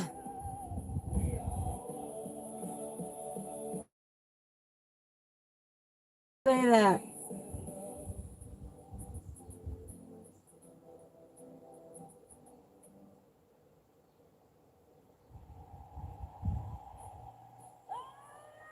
I still can't get over that one.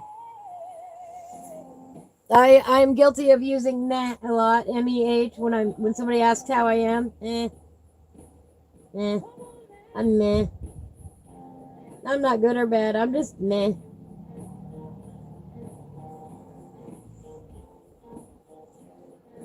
Have you heard the pop band's remake Our Hero Zero by Lemonheads is fantastic. Oh, no way. No, I haven't heard that one. I'm going to have to look that up now.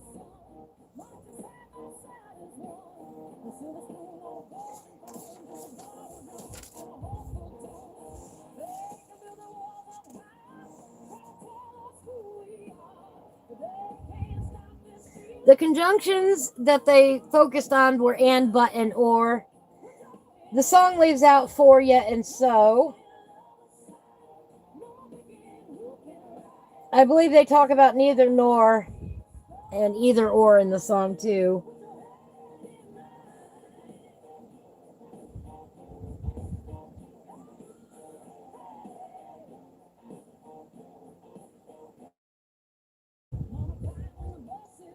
But they focus mainly on and, but, and or in the song Conjunction Junction. And it's all these train tracks hooking up the cars to each other. Bread and butter. I like sunflowers and mushrooms. I'm going to sharpen my pencil.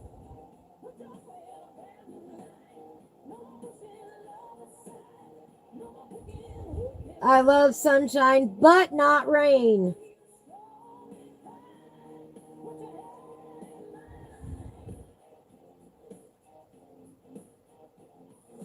I like peanut butter or jelly. I don't like them both at the same time.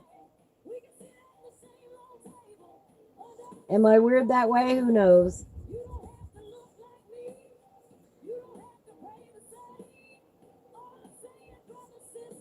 Okay, there we go. Done. Done, done, done. That's all we're doing on the train car. That's it. Now my pencil needs sharpened.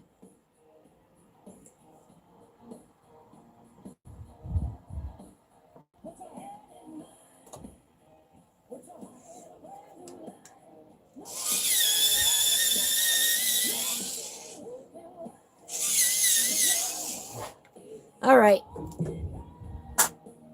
They did a fairly simple wheel then on these cars. I forgot to pull it out. And we're just going to use a warm gray.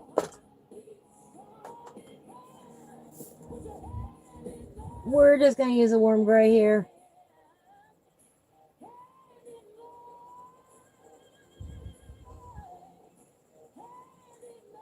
Warm gray 50 is my favorite gray. It's just that middle of the road gray. Not too dark, not too light.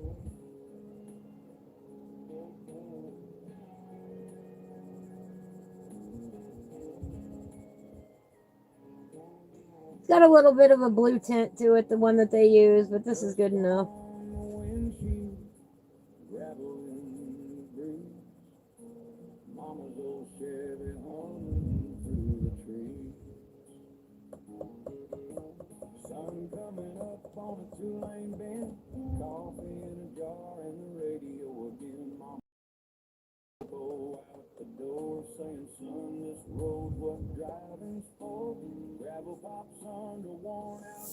Good enough. Done. It's a train wheel. All right. Where'd I put it?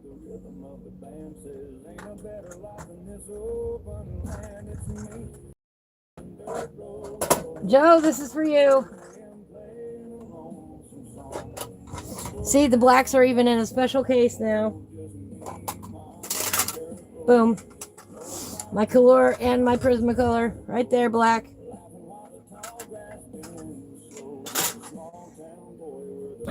By the way, this is my original Prismacolor from my original black Prismacolor from my original set that I purchased in the late 90s. You can tell because it still says Sanford on it.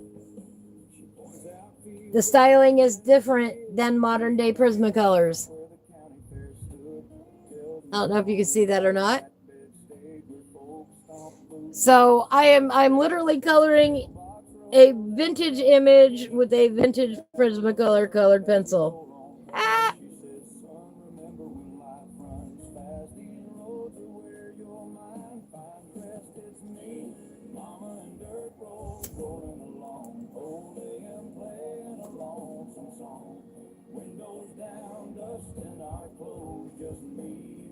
By the way, vintage Prismacolors are expensive.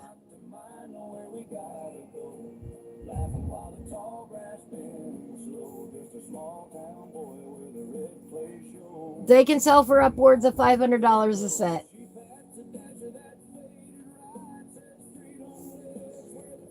And if I ever got my hands on a $500 set, you bet I'd be using them. I could not keep them. Hang on, let me get this up here a little bit.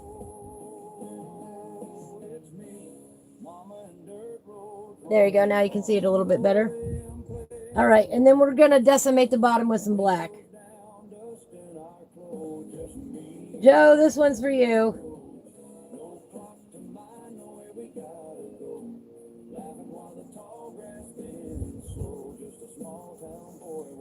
But they kept the colors simple for a reason. It helped the kids focus more. Even back then, they realized when you're dealing with kids, simple is good.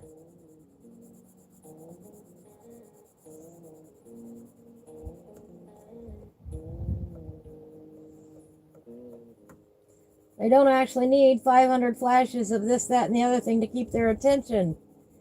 They need something interesting. And in this case, it was the music and the lyrics that kept kids interested.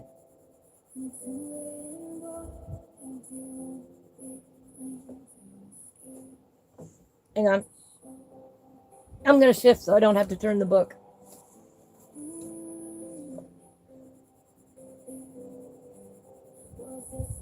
We were absolutely fascinated by these cartoons. 3 minutes in length, all of them. They were called interstitials. They occurred between the cartoon breaks and the commercials.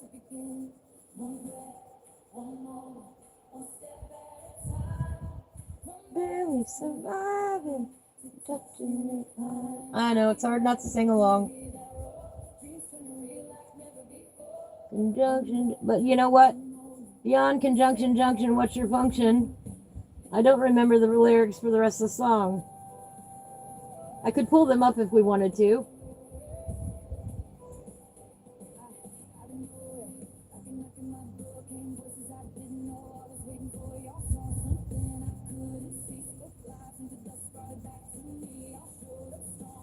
Black is one of the hardest colors to get an even layer of.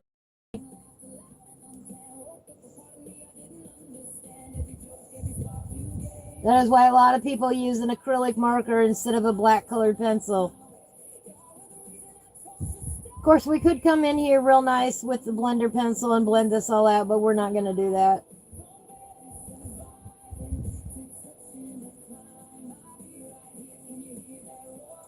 We're just going to put in a simple black track like this.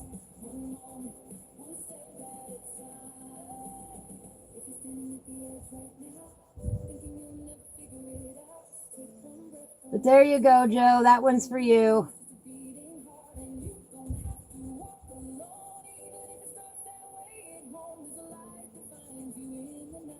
That's for you, Joe. Black colored pencil.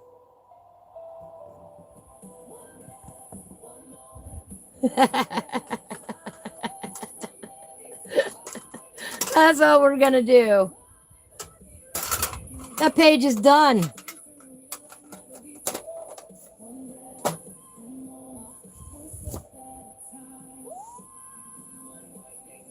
Because there ain't no way I'm putting anything in the background. I'm done. Boom. Done. You want to put a background in there, go for it. I'm not going to. I am going to date it, though. Where'd my pen go? Where did my pen go that I was using?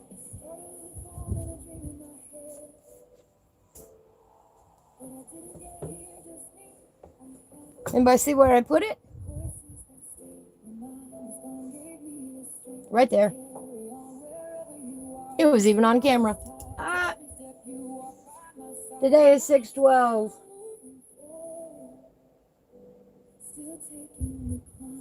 Done. Look, I colored a page in one day. Can you all believe it? I got one done in one day.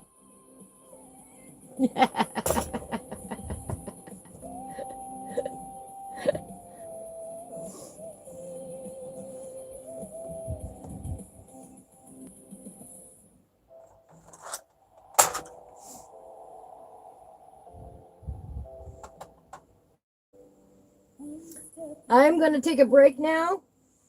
If y'all want to take about a 10-minute break here, I'm going to go. I'm going to get a fresh drink. I'm going to let my arms rest for a minute. Then we're going to tackle the actual conjunction page, and we're going to talk about the artwork that they used on this page or on this cartoon to make it stand out. So take a break, go stretch, get a snack, get a drink, Get your coffee warmed up, get your coffee cooled off, put some more rum in your coffee, maybe. I don't know. That's on you. Kids don't do that. I'm going to go get a fresh Pepsi. I will be right back.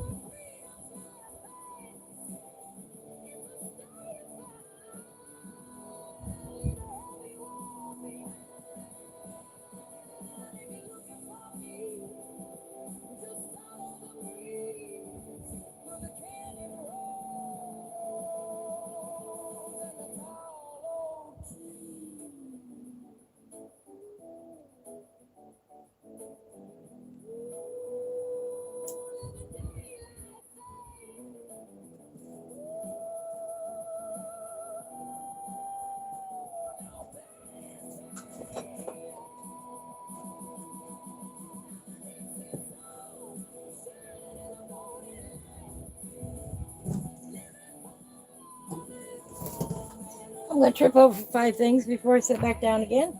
Take your time. I got to pour my Pepsi still.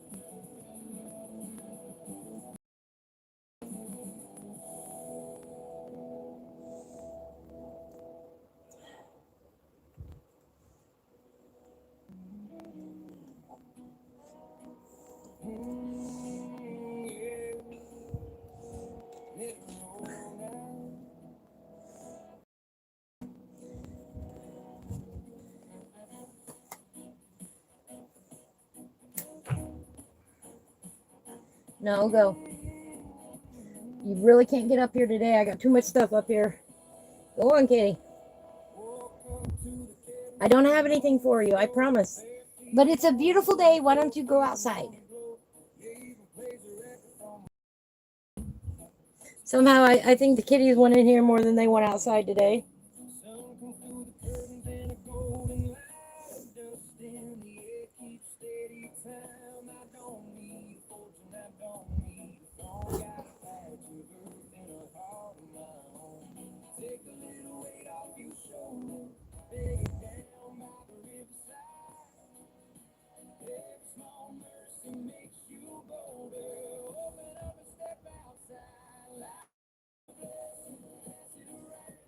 Boy, like water on thirsty ground. Love your neighbor, let grudges go.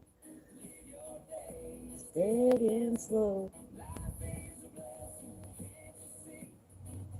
In you and it's in me.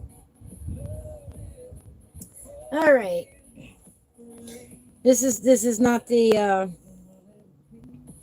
Let me see here. Hang on.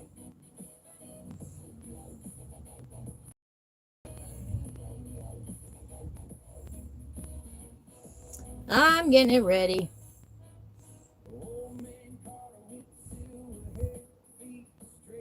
Oops.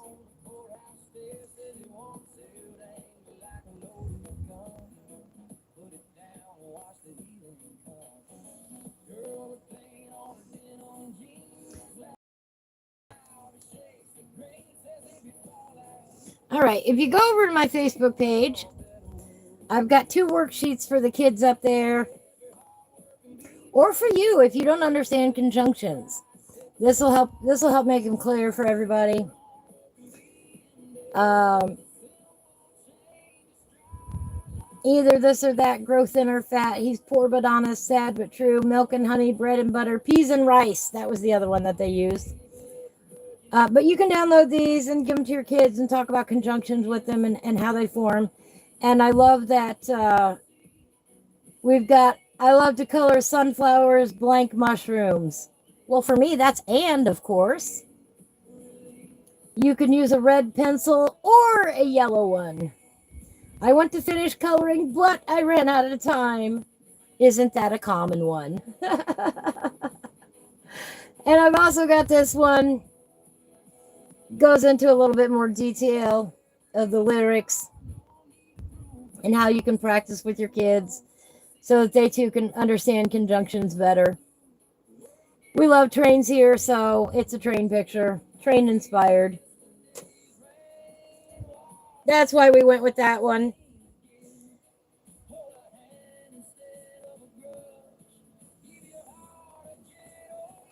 You know, I could have made worksheets on about just about every song on here. But I had fun making those up. They're for free. That's all they are. They're just for free, for fun.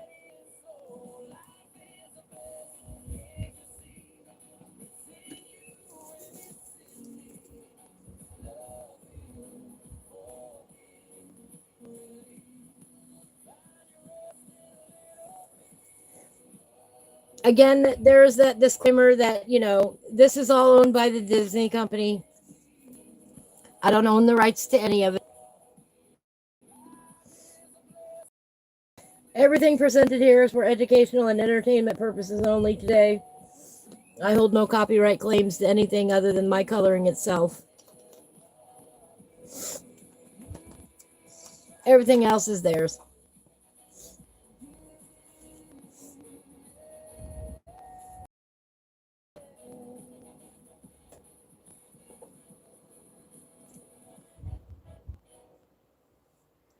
I do find it fascinating that the gentleman who approved the project originally from ABC is I think he's still working for Disney. I think he's still the head honcho there. Maybe I'm wrong on that one. Somebody will correct me if I am. All right. So then we get to the train cars and the tracks themselves. And again, they used very, very simple colors. This is actually the and car. The and car is red. So I'm gonna use my red pencil. This is permanent red. Excuse me. And I wanted it to be different than his uniform red on purpose. So we're gonna start with the and car. Or at least I'm gonna start with the and car. But you'll see what I mean, that they use simple color palettes and primary colors in specific ways.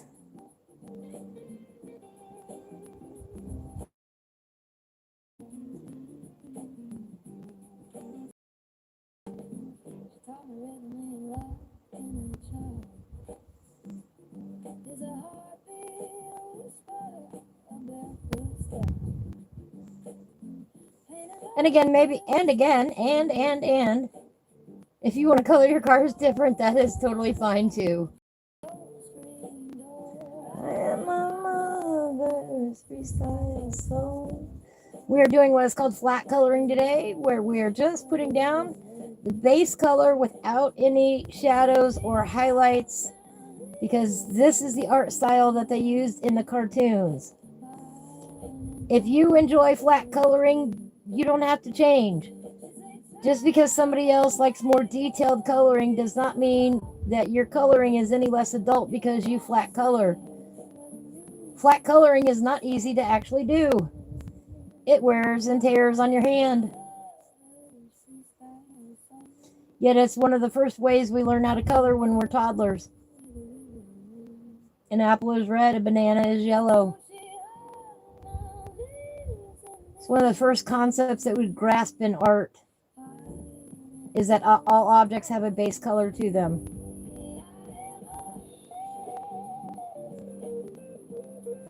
It is only when we start looking for the details that we realize, well, yeah, an apple is red, but it could have some black. It could be a yellow apple. It could be a green apple. It could have a little purple hue to it. It could have a pink hue to it. But that comes much later in development, and for some people, that development never happens. They still only see that an apple is red.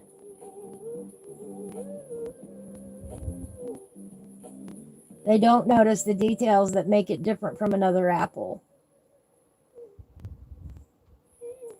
And our minds are not set to look for the details. You have to train your mind to look for those details. And that's what the artistic biker practices every day when he draws from life. When he draws those objects every day, he's looking specifically, what is this detail? How does this differ from that? He answers a million little questions in a half an hour. And there's the train again. We're already coloring on a train. Ooh, ooh, ooh, ooh. Ooh, ooh, ooh. Uh-oh.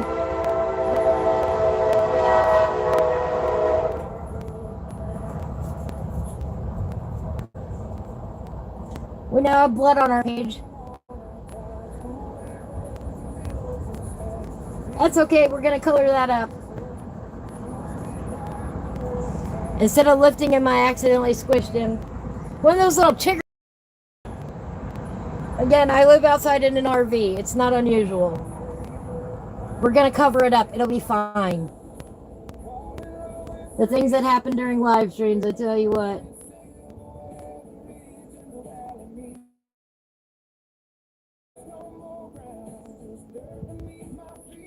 We'll work our way over there and go ahead and color that up.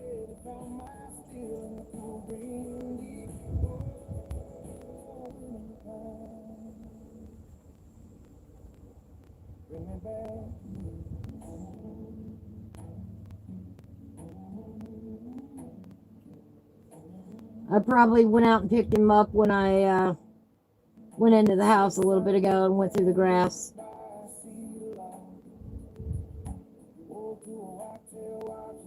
It is that time of year for bugs. And when you live outdoors, you deal with a lot of them.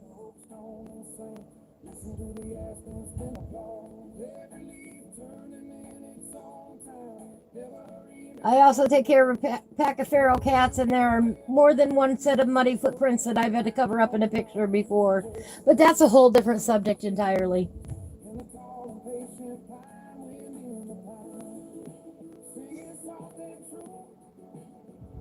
I have been asked repeatedly to do an episode on fixing mistakes.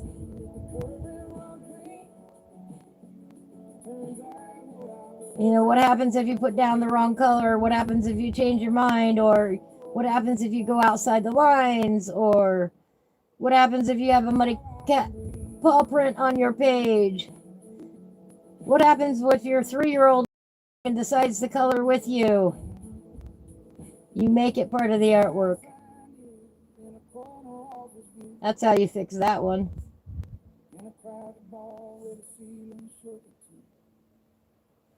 You learn to roll with the changes.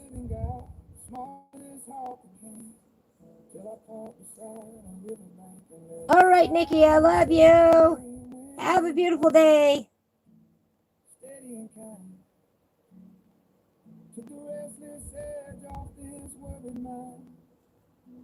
All right, so we're getting some red down here.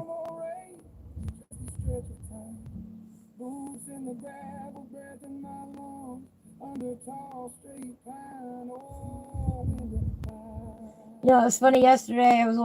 Last night I was watching the Artistic Biker,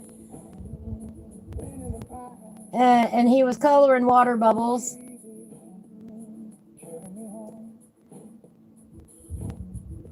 And he said the one line that cracked me up. He said, if I was a smart man, I would have started in the upper left and gone to the bottom right. How many times have you, so that he wouldn't have to turn his page?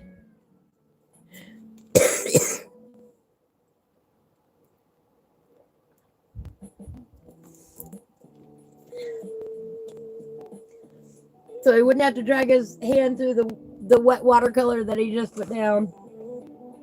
And of course, I had a good laugh about that. Because how many times have I said that's the direction I generally work so I don't smudge my work?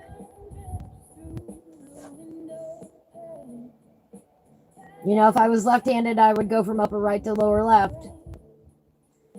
That's one of the common questions that people have. Where do I start on my coloring page? Well, you know what? Start on the upper left, go to the lower right, and when you get to the lower right, you're done.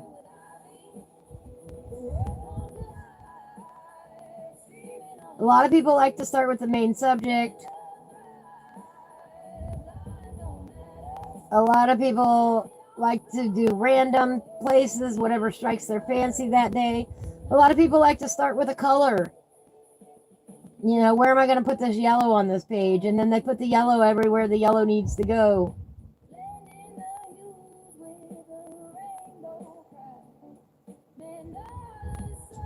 Some people start with the shadows. I won't mention any names. The Artistic Biker. I love his method. Don't get me wrong. That's a tease. He knows I love his method. He and I have different methods, and that's okay. You can have your own method. You can hop all around all over the page if you want to. There are no rules in coloring.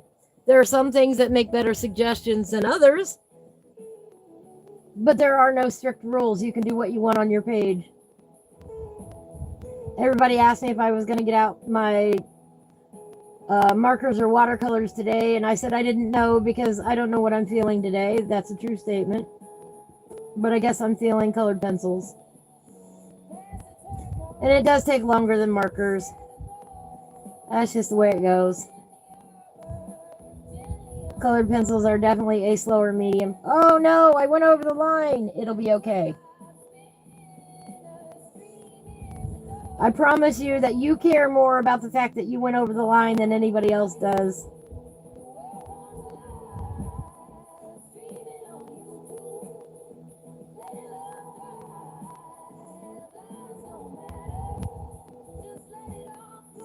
I'm grinning ear to ear. We have been art buddies for many, many, many, many, many, many years now.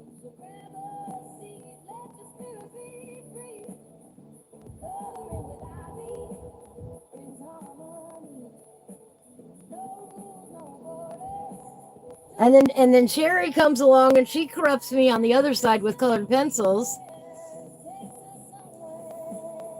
The artistic biker says method is a lot of credit to what I do. Exactly. There's a system, a set of steps that you go through. Everybody does. Everybody develops their own system or style. Yeah, I don't get a lot of satisfaction out of using markers either, so that's why I didn't do it.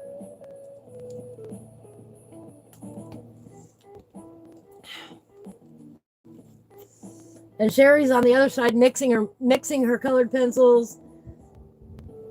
And sometimes she mixes them with gel pens or acrylic or I don't know, pastel, something or another. I don't know. She puts it all on the page and somehow it looks great together.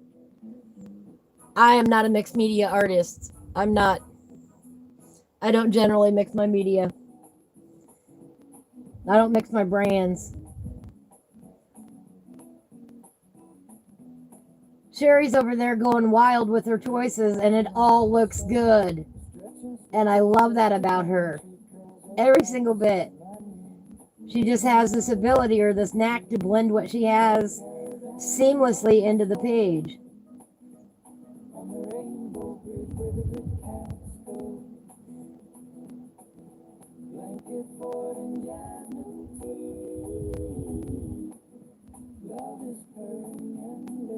So the artistic biker inspires me to use watercolors. Sherry inspires me to use pencils and mix my media.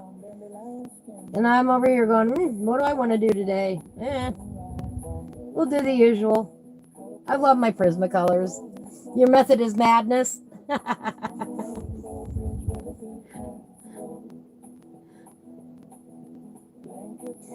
Artistic biker says his method is madness. Well, if yours is madness, mine must be craziness. I don't know.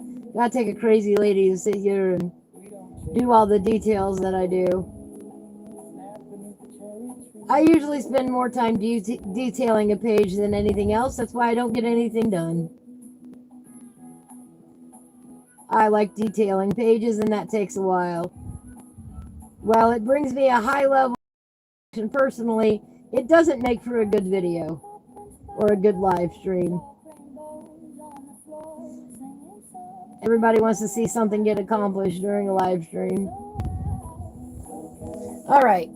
So they use these simple colors to keep the kids' attention.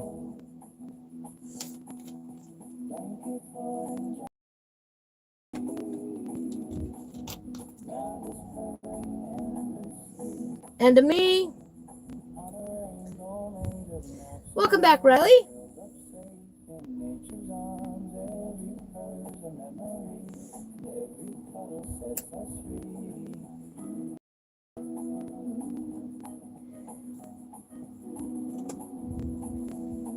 Lemon yellow actually looks closer to what they used, but we're going to go with canary. Oops, I forgot the inside of the D. How could I forget the inside of the D? Oh, no.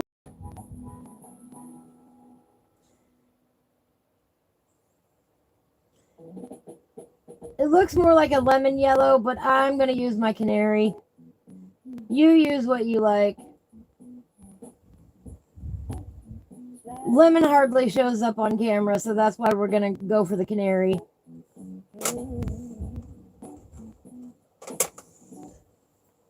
And they did these real simple color combinations. Oh, and I forgot the inside of the A too.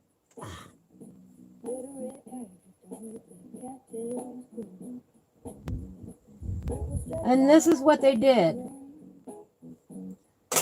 They colored the and yellow, and I probably should have done that first, but oh well, we didn't do it. We didn't do it first. My bad. Go ahead and yell at me, the artistic biker. I'm always harping on him to use his yellow first, and he don't listen to me.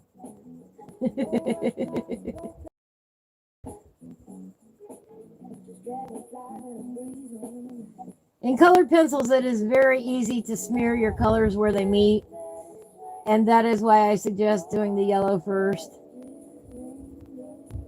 So we're just going to have some smudgy edges here.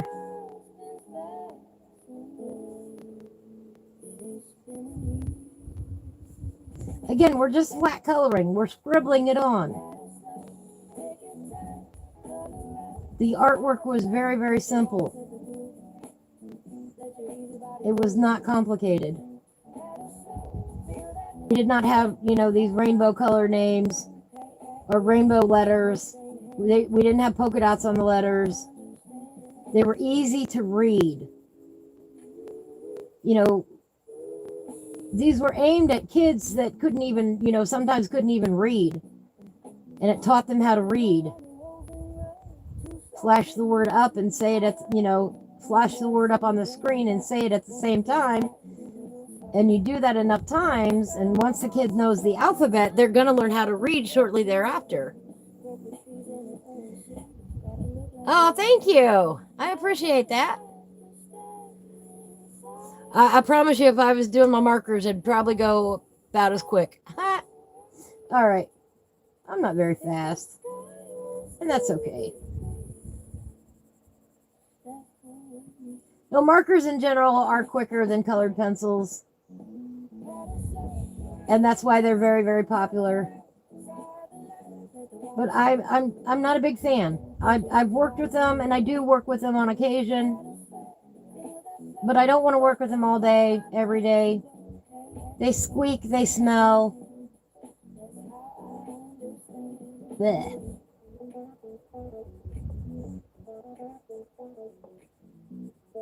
They don't blend nicely. I mean, they do blend, but it's not the same kind of blending.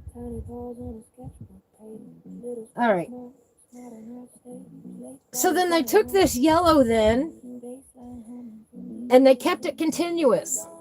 You know how I tell you that you can use the same color in a different capacity? The next car that they did was yellow.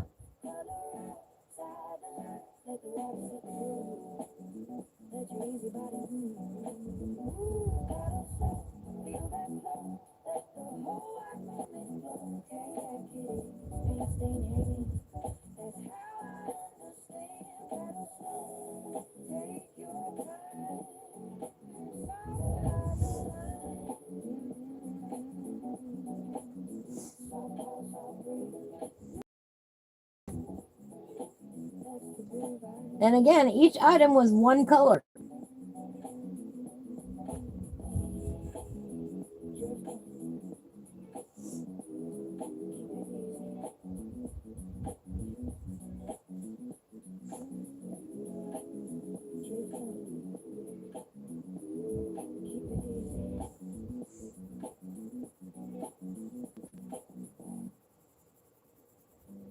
And again, I think they use lemon, but lemon doesn't show up as well on camera, so that's why we're using canary. Feel free to pick the yellow that suits your mood. You have a couple pictures on your YouTube channel of ones that you did? Awesome. Let me look here in a minute, all right? This time we won't forget in between the letters, hopefully.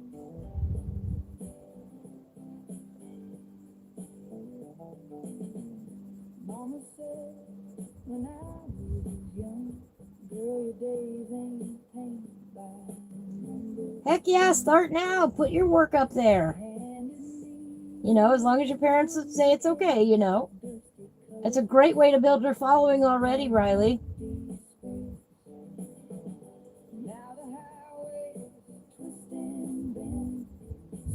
Never too young to have a YouTube channel, in my opinion. I know some young kids, they require more supervision than others.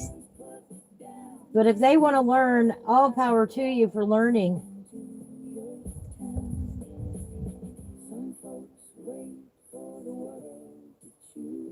That's what I think. If kids want to learn anything in life, let them. As the parents and teachers out there, we're to guide them and help them and give them the good information as often as we can, whatever it is that they want to learn. And that shouldn't be stifled. Let them become experts in something you know nothing about. Let them teach you. I learn from my great nieces and nephews every day. They can teach me something every day, The oldest one is only 9. So I got a lot of years ahead of me, I hope, with these kids.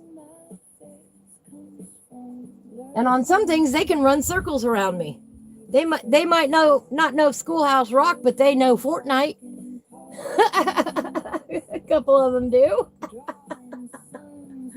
And you know, my great niece, she's now taking gymnastics. For cheerleading and dance and all that sort of creative expression on that side with body movement, you know.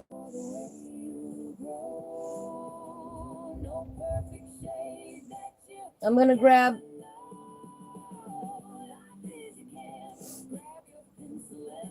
there you go. There's another one.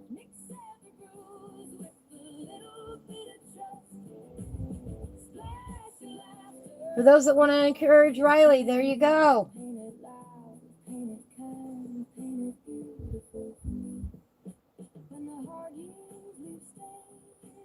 Oh, your little puppy. Oh. We like people with puppies.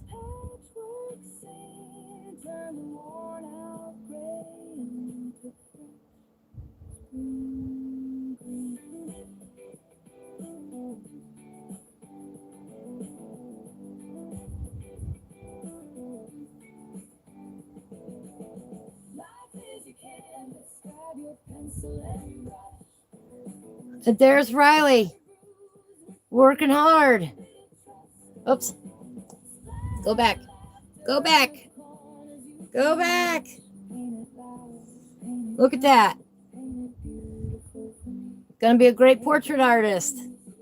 I know the light's reflecting.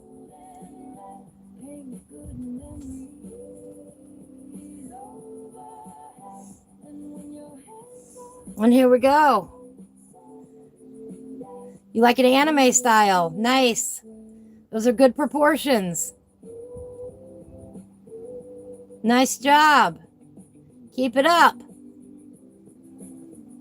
You got this. You can do it.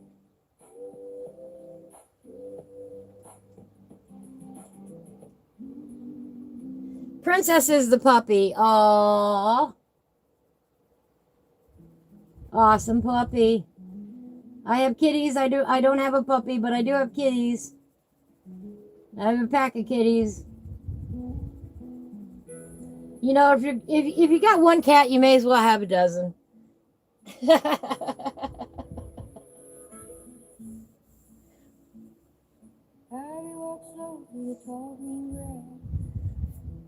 But yeah, children are our future. Exactly. She had 2 puppies. Well, they're not puppies anymore, but she's a pit bull, and her puppies are husky pit bull mix. Aww. We're adorable. But absolutely. Keep up your drawing, Riley. Keep showing it. The art community is more positive than negative. And you will find lots of people that will support you and encourage you. With your parents' permission, of course. As long as mom and dad. But absolutely put it up. Absolutely share your gift. You know, there are a lot of people that can't even do what you think is nothing, you know? I think that this is nothing pretty much. There are a lot of people that can't do this. That's why I'm showing them, yeah, you can. Just sit down and practice. You can do this. Flat coloring. This is where everybody pretty much starts in their coloring journey. Is they start with flat coloring. Means they color everything all one color. It's like step 1 of coloring. Well, step 1 is kind of scribbling randomly with different colors, but you know, once you decide that you're going to color something, step 1 is usually, okay, you color the banana yellow.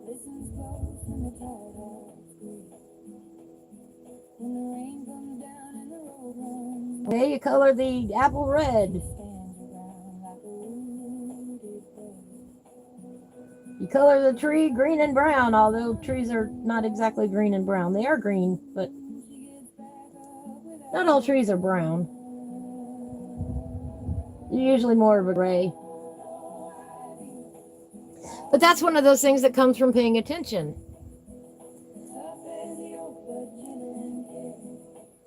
Yes. Sherry's puppy is so cute. Singing, awesome. Sing at the top of your lungs whenever you want. I had choir. I'm not an accurate singer, but I do sing with great enthusiasm.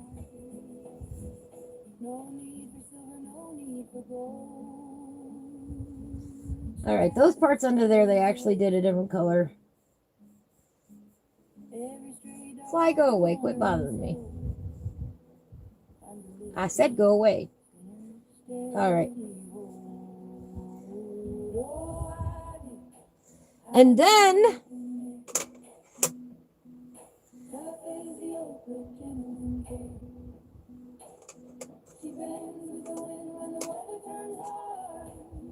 they brought in a slightly darker blue for the butt. For the butt.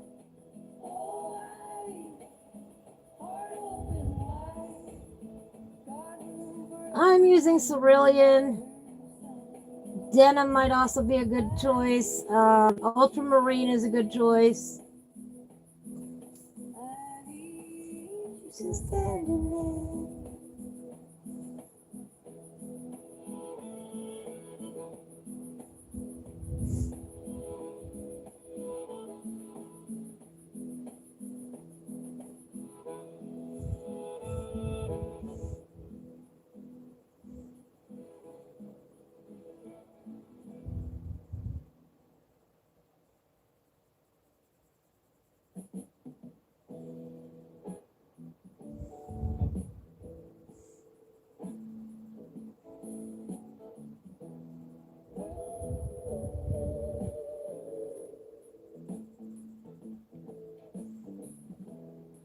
Indigo would be a little bit too dark, in my opinion.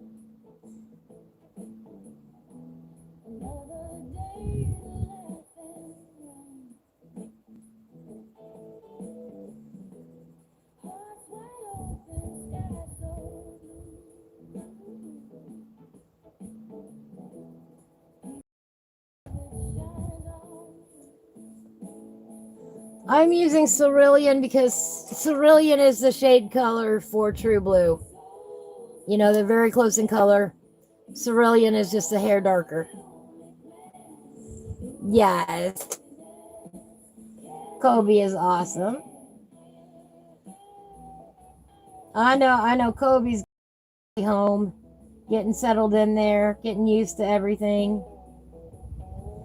For those that don't know, recently Sherry made a halfway across the country move from California to Indiana to be near family, and I couldn't be happier for her.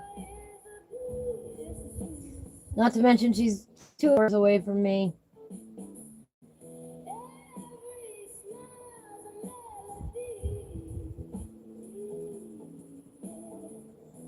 Much, much closer than California.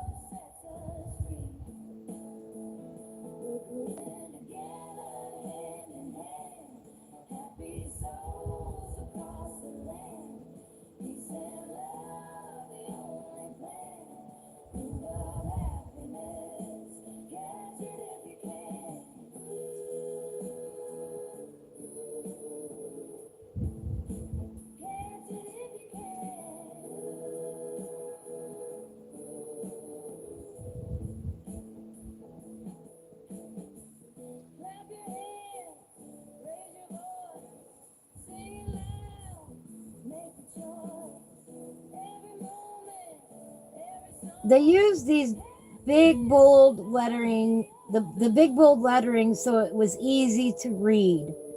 You know, today we've got 50,000 fonts to choose from out there in the world, maybe even more than that, I don't know. Some of them are easier to read than others.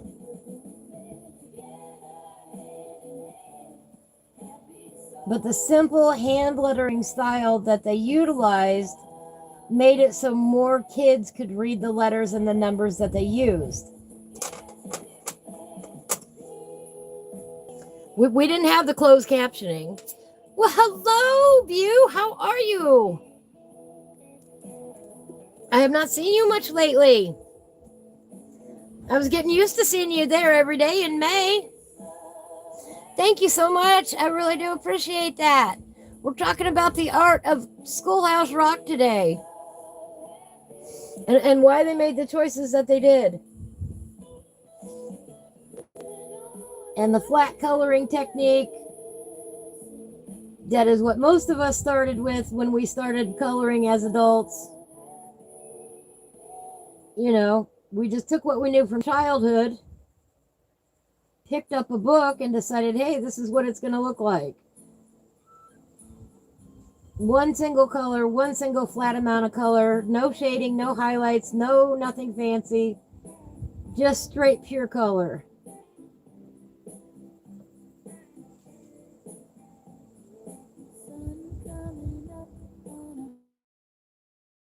What was your favorite Schoolhouse Rock song, View?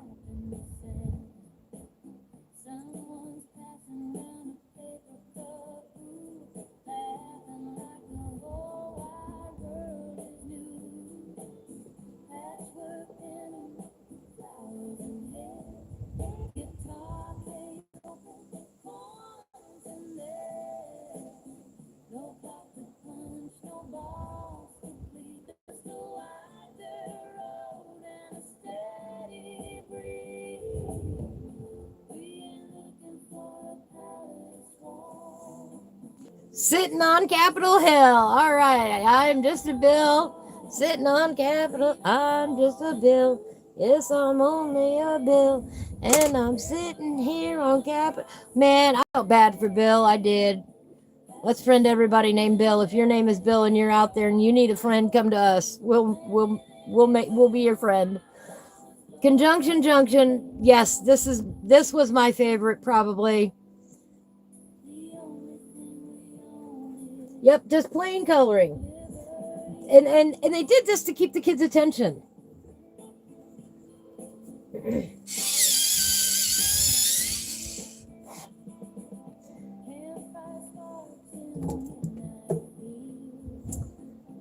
Now this is actually like a coal car.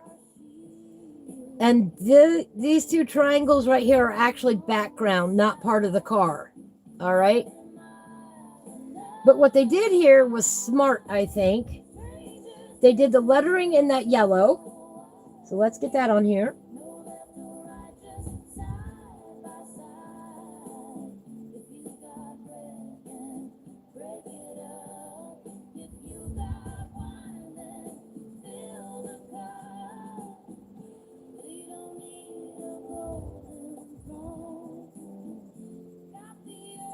Again, they kept the backgrounds very, very simple. Did you know they made 67 songs altogether, View? I was shocked to learn that. I remember a handful. I don't remember 67 songs. But that's how many there were altogether.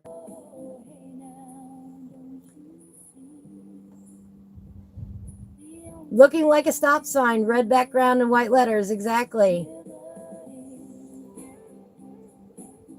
Oh, that's awesome. Congratulations. You gained about 40 folks by vlogging every day. Right? If you asked me, I would tell you that there were a dozen in Schoolhouse Rock, but no, there were 67 altogether. There was a series of them that came out straight to DVD or straight to video later on, and that was the Earth series, the Earth Rock. And that missed us as kids, obviously, because that happened much later in the 2000s.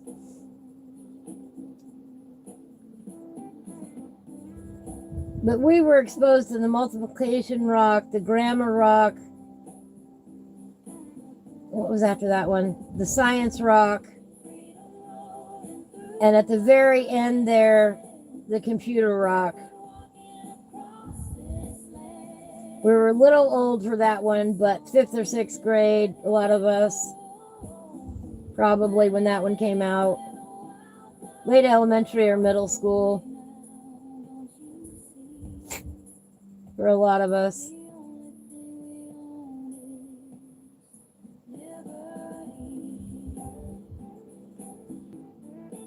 But I found that this was interesting what they did here.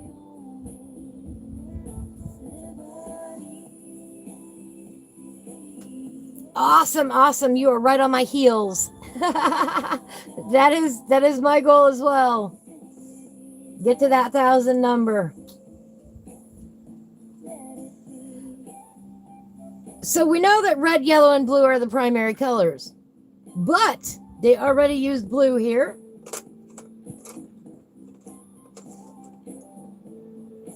Hi, Mandy. They used green for our coal car here. But I think because the conductor was blue, that it was a smart idea not to color any of the train cars blue. I think that was a very, very, very smart choice. Not to color the main cars blue. We already got a blue conductor. Makes sense? I'm using true green here.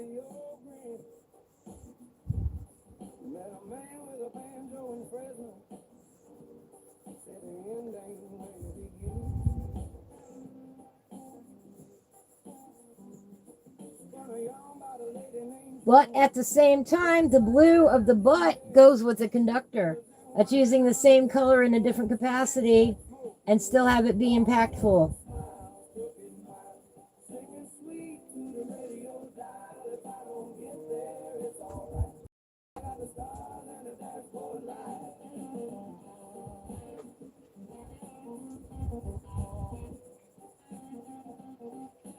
But I think it was genius of them to use this particular color scheme to keep the kids' attention.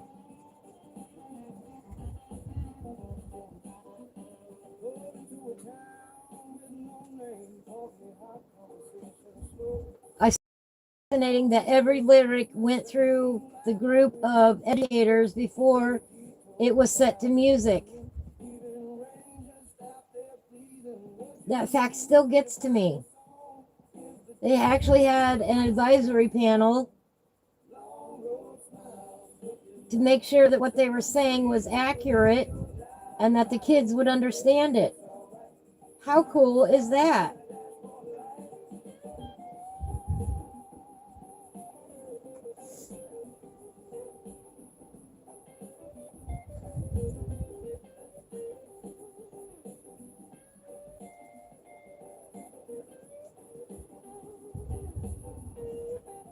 But there was no shading, there was no shadows, there were no highlights.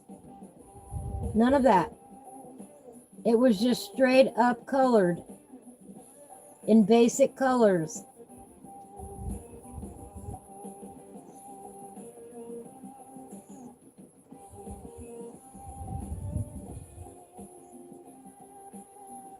I really do wish that they would update them for the modern audience, though. Make shorts out of them instead, you know? Why are they not capitalizing on this? Not only would you catch the Gen X audience, but you'd also catch the kids of today. You would double your viewership. Disney, I think that's worth investing in. Call me.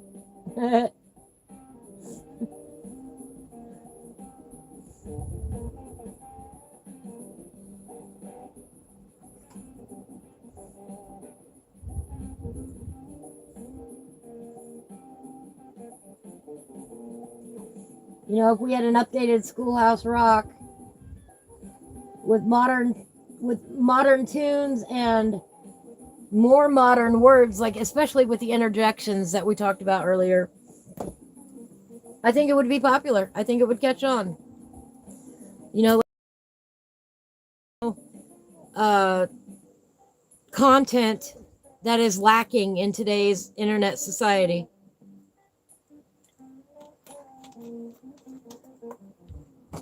Kids deserve better than to just listen to dribble.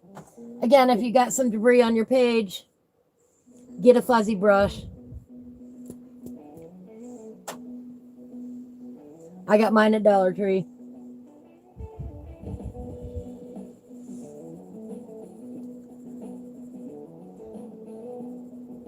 But the brilliance of the artwork totally lied in the fact that it is simple.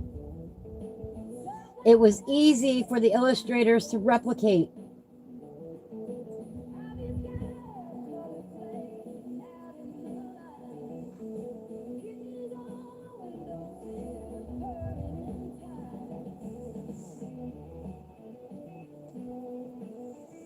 You know, they didn't have computers back there that could replicate their colors.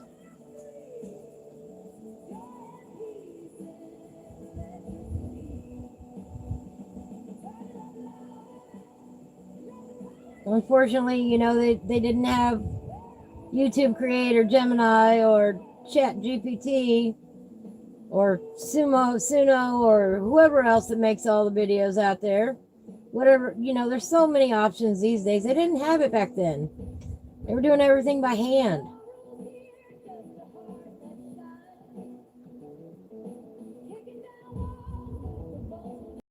And they drew things frame by frame back in the day.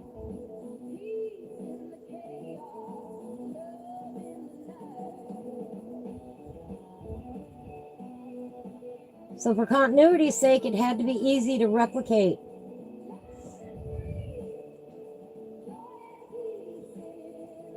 And yes, they most likely used markers to color these in.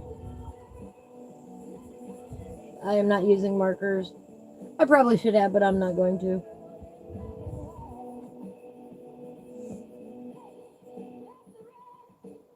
That part I didn't dig that far into.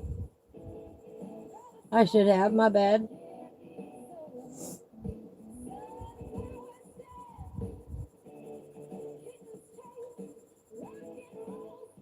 I had about an 8-hour introduction this week to Schoolhouse Rock. I spent about 8 hours researching it all, or researching what I did. My eyes went blurry, my hand went numb, writing notes down.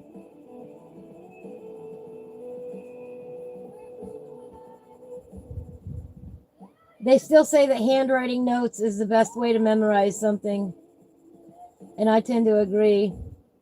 I saw a video the other day that somebody put the word zebra up on this index card in cursive. And there's, 20-something, look like 20-something-year-old people out there, and they can't read cursive. Bring it back. That killed me when they took cursive out of schools. The skills that it takes to write in cursive involves way more muscles than just typing on a screen. The muscles involved in creating crochet, actual crocheted items, are so complicated, computers cannot replicate it. Only a human hand can do crochet. They cannot actually replicate it with a machine. So if anybody tries to tell you something is crocheted by machine, they're lying. You can't do it by machine. That's why authentic crocheted items are so expensive. I can do basic crochet, but that's it. But those are a couple of skills that should have been kept. Writing in cursive and crochet, man, we should be teaching those to everybody. It's good dexterity. It involves thinking critically. Those are skills we should want people to have. All right. So they use these colors, or red, yellow, green, to keep the kids' attention. Now in this one, they use black for coal, it looks like. Let's grab out the black pencil again. Sheesh. Joe, I'm telling you, this one's for you. That's color. That is, there it is.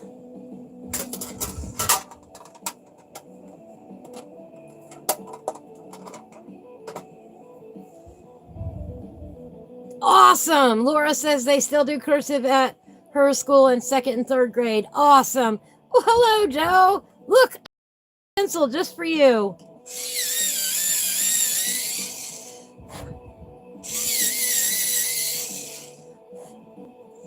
All right, these parts of the rail cars were in black. Again, they kept this very simple. Had to get the kids' attention and had to be easy to replicate.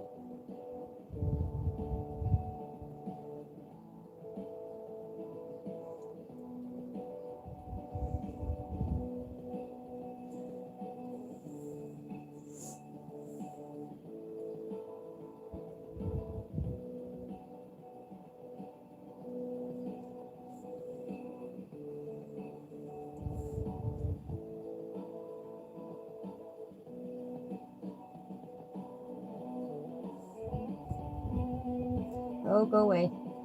Go away. Another little teeny tiny bug, only he wasn't going to go where something was red.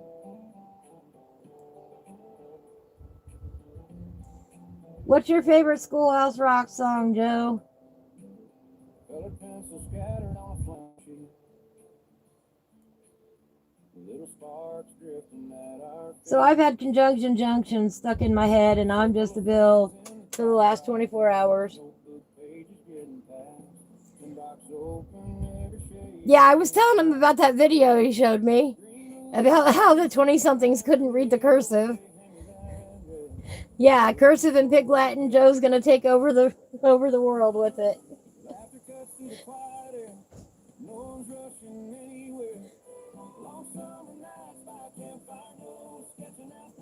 Lolly, lolly, lolly, get your adverbs here.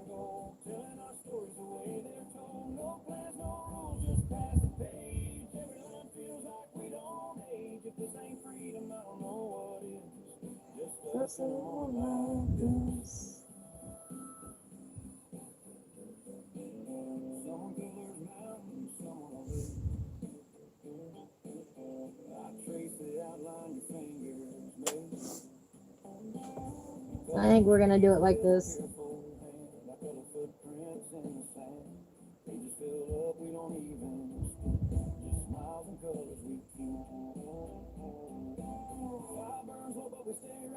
But it was really genius and inventive at the time.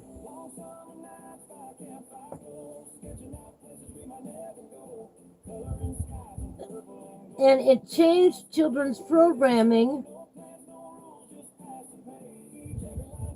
with the introduction of music to memorize things and to teach kids without them realizing that they're being taught. The only one you remember is I'm Just a Bill. I'm just a Bill. Yes, I'm only a Bill.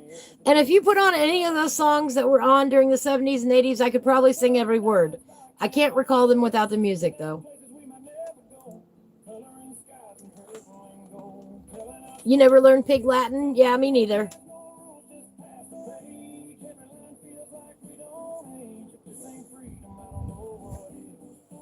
You know, that reminds me of that episode of The Big Bang Theory where Penny and Amy are speaking in the language that Amy developed. And then the boys are over there speaking in Klingon.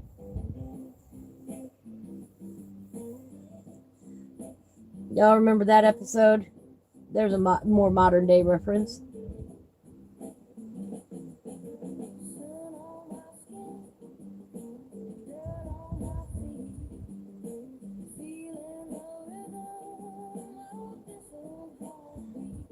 Joe, remember when I said there were specific uses for black?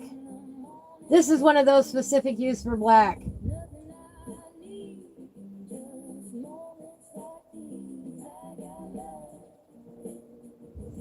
So black is getting a lot of love today.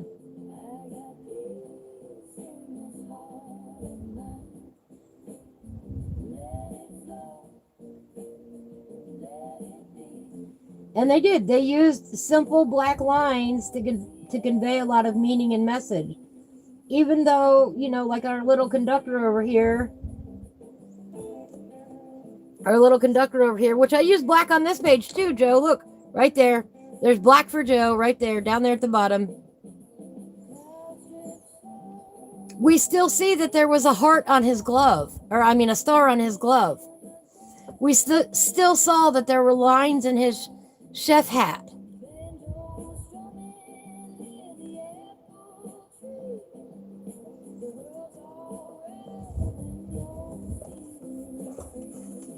It still gave us texture, even though they used, you know, one color. They used black to enhance and add details. The black lines did, but it was simple details. Just enough for you to know that there was something there.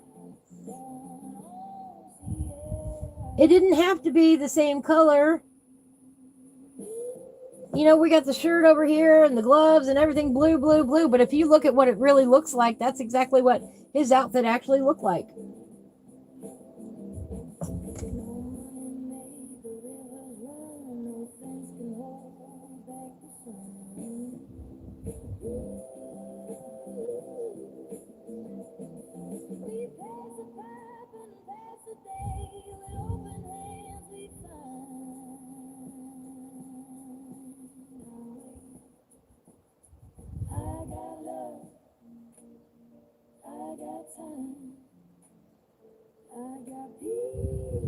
I do really wish they would modernize them though. Re-release them as shorts. Put more education out there for the kids to find.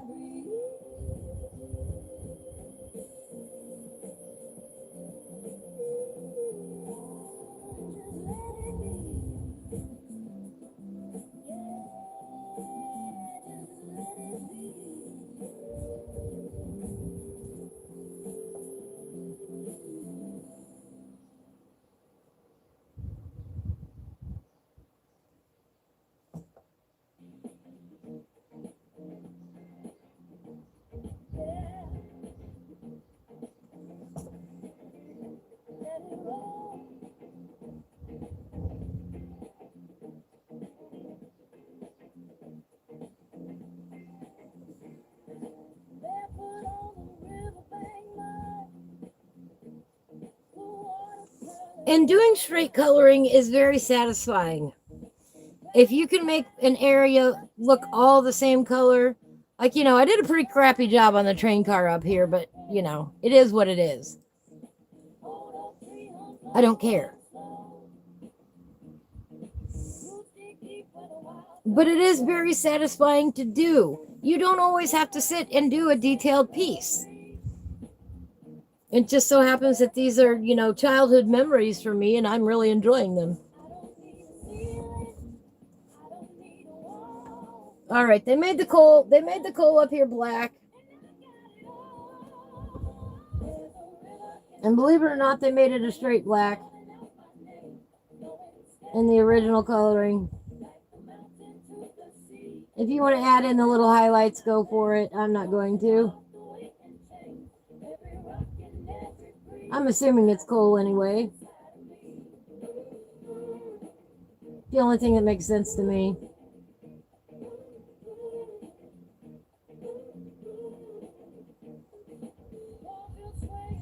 But again, simple colors. Nothing fancy. It just went straight back to the, you know, simple concept of an apple is red, a banana is yellow.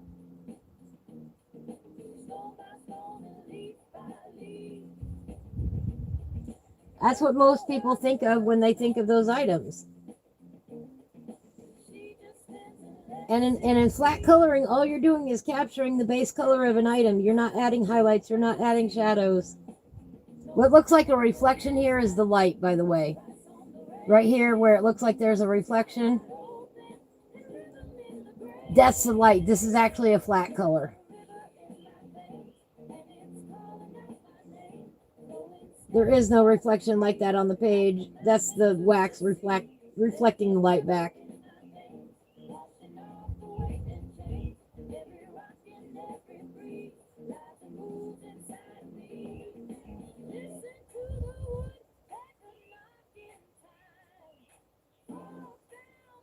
And sometimes this is the type of coloring that you need to give your brain a break. And this is a great book to sit down with your kids and color.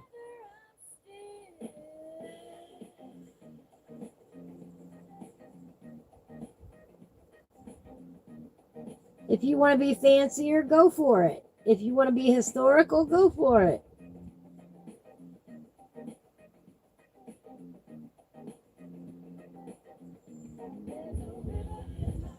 But it's got such cute drawings in it. And you can talk about the different pages with your kid and show it and pull up the video and show them and make it all interactive. Don't leave everything pictures, guys.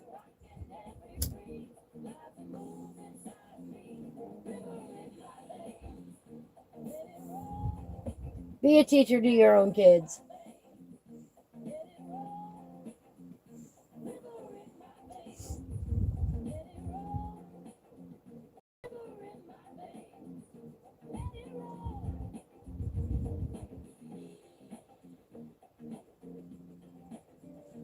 But that's why this is a great summertime activity to do with your kids, so you can sit down and talk about the different songs.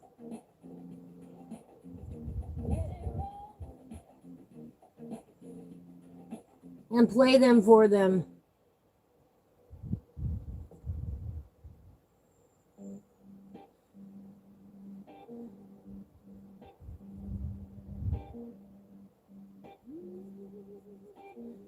And depending on where your kid is at their learning level, you know, they've got different songs out there. They've got 67 songs. You can find one that you like, and your kid will learn something from it, you know? That's what I love about this series so much, is there's a little something for everybody in it.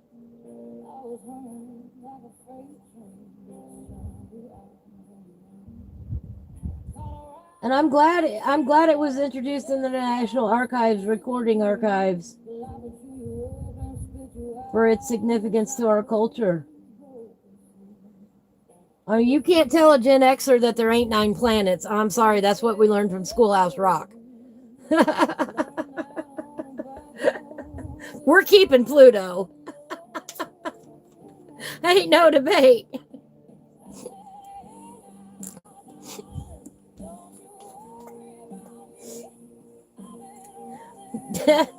That's what we learned from Schoolhouse Rock.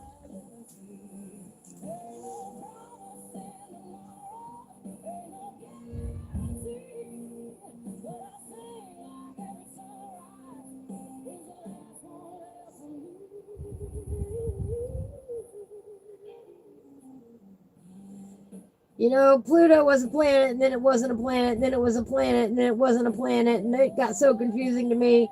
It reminded me of the Sneetches from Dr. Seuss. Y'all remember the Sneetches from Dr. Seuss? They went in and out the star machine so often that they couldn't keep track of who originally had a star on their belly and who didn't have a star on their belly. And in the end, they realized it didn't matter who had a star on their belly or not, that they could all be friends. And I wish the world was more like that. Doesn't matter what you have on your belly. You can always show kindness and be nice to your neighbor.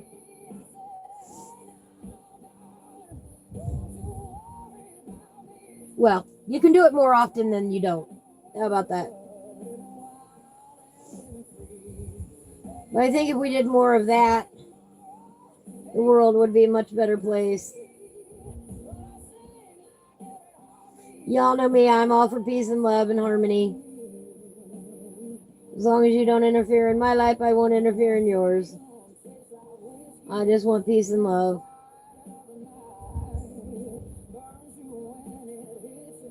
If worshiping a rock makes you happy, go for it. In my mind. You ain't hurting nobody.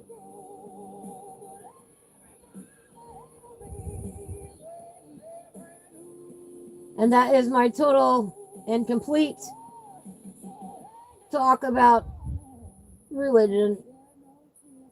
That is as close as you will ever hear me get about religion online.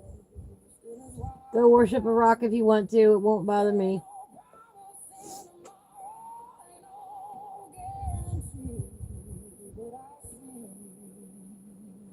My politics boil down to pretty much the same thing, too. We were talking about this last night in the Artistic Biker, how he likes to talk about politics and religion, and people don't want to talk about it with him anymore, and he finds it hard to talk about. And my politics go like this: treat people better. That's my politics. Treat people better.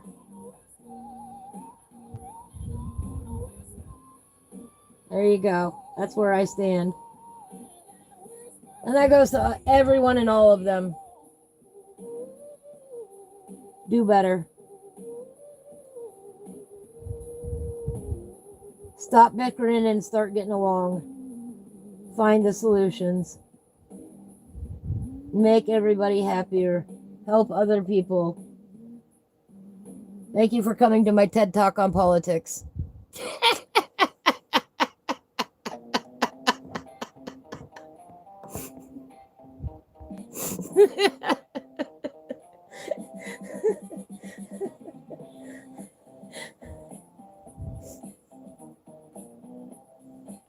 All right. We're going to take that medium gray and do the wheels.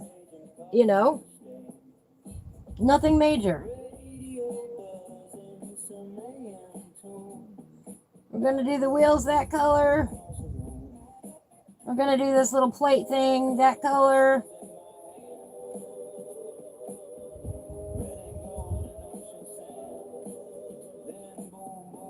And the whole way full my feet at the door. There comes trouble again. But man, don't mess with our Pluto. We'll get upset if you mess with Pluto again. Pluto's a planet, period.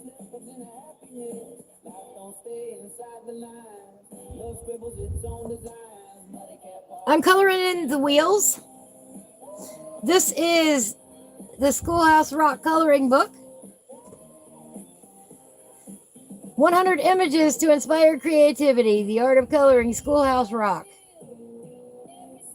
I picked my copy up at Ollie's for $3.99. You can find it online for various prices. Me and my friend Laura were out there at Ollie's one day, and we saw the book and we both grabbed it. I said, we have to color in this summer for the kids. So here we are.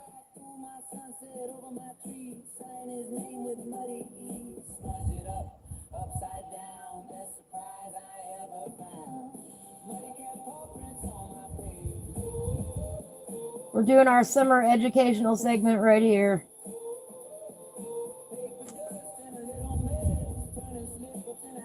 And we'll probably do some more educational content this summer while the kids are out of school.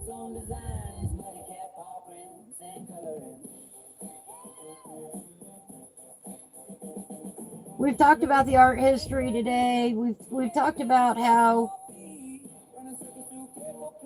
it was even, a thing. The dad witnessed his son couldn't do the multiplication tables, but he could sing rock songs. Dude, if you can sing rock songs and memorize those lyrics, you can do the multiplication tables. And that's how Schoolhouse Rock started. It was that simple. The guy was an advertising executive, saw a problem at home, and went to his team and said, "What can we do about this?" Oops, I forgot to color that black.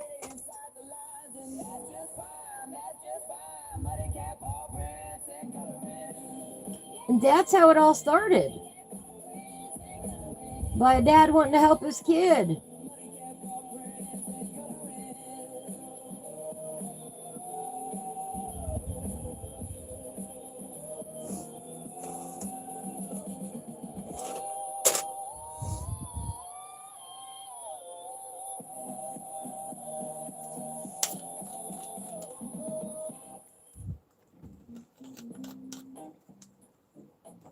And it blew up into this major cultural phenomenon that shaped an entire generation.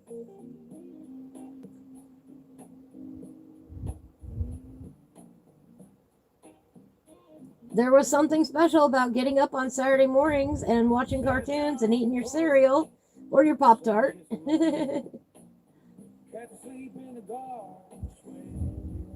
Speaking of which, I've been so hungry for cereal lately. I've been downing me some Cheerios.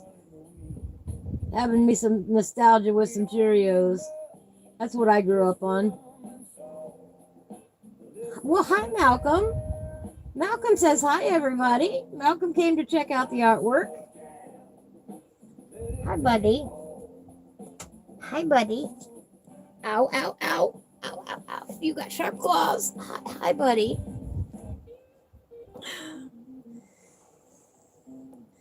Okay, so now we got to color with one hand because Malcolm wants attention. Yeah, hi, baby. Yeah. What's up? Malcolm does not like the little kittens around here. Malcolm is jealous of the little kittens. Malcolm thinks he is still a baby.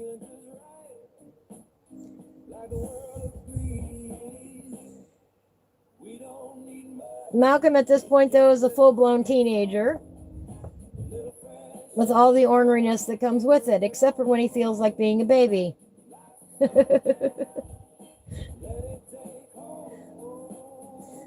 Oh, the last couple of days have been really hot, so I've been in the house a lot.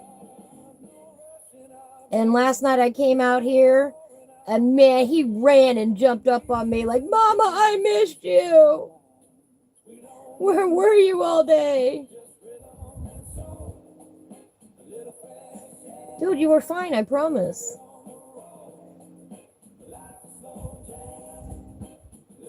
They've got a cool brick pathway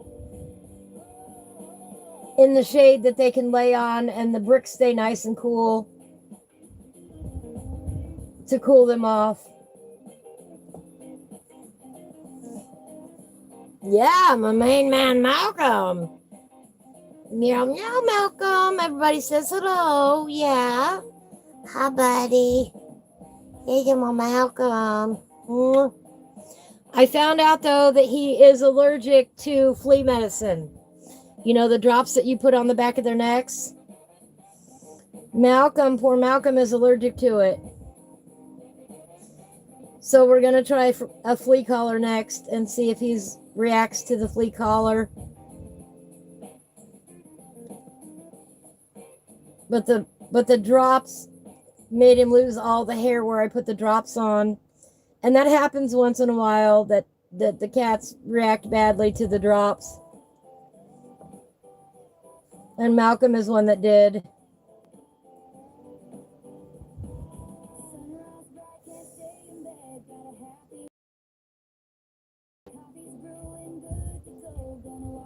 But since he is all over me all the time, we've got to find a better solution. Because I don't like being bit by fleas. I don't know about anybody else, but I don't like being flea bitten. Dude, this is really hard to do with you in my...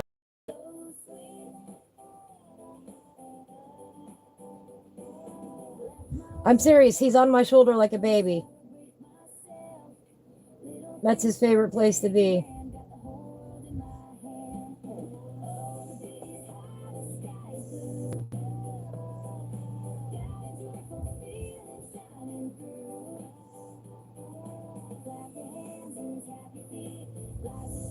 I've got one hand, holding him up under the butt.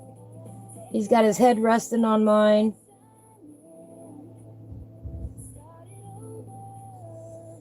And it's 80 degrees out here. I really don't need a fur coat today, Malcolm. Yep, that's what happened.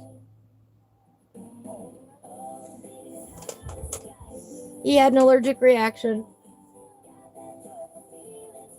Oh, he's fine, by the way. He just... Come on, buddy. Oh.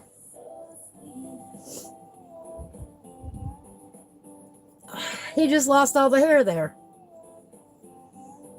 Oh, excuse me.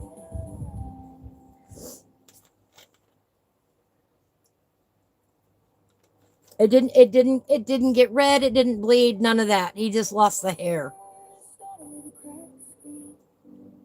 Ow. Now I'm gonna sneeze, I think. Did I ever tell y'all I'm allergic to cats?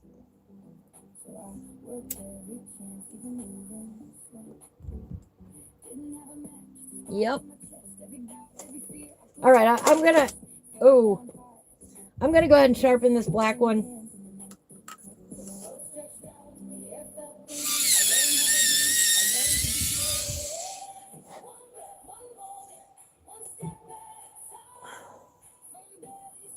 Oh.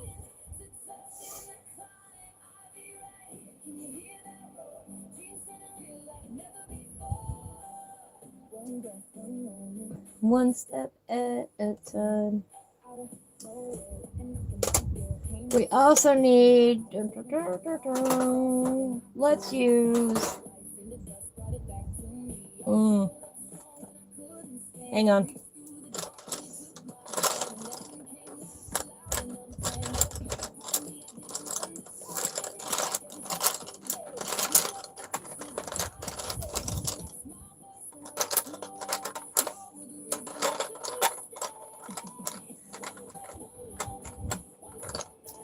Well, is this one it? This will work.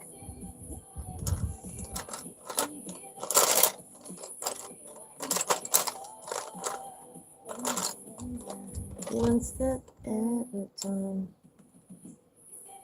I'm gonna put this one over here.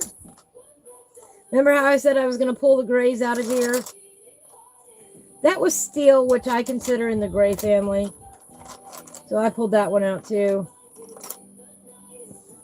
I've been pulling them out all day. There's another French gray.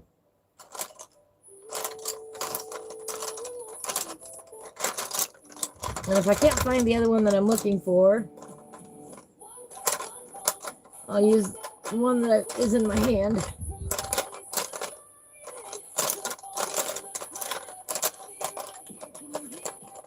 It's not a gray that I'm looking for.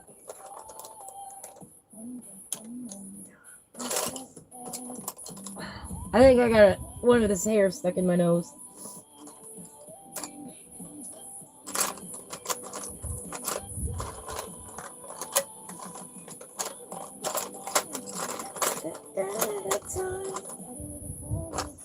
What's this one? No.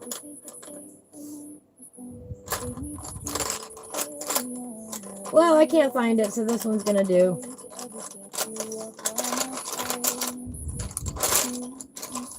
The minute the stream is over, I'll find it. I was gonna use burnt ochre, but I can't find it. Or burnt umber, I'm sorry. We're gonna use espresso instead. And I think we're just gonna keep continuing on in the middle part of the page. I don't think I'm gonna do the side pieces today. These are railroad ties, which can be a dark brown to a black color. We're gonna fill those in with the brown, with this espresso color.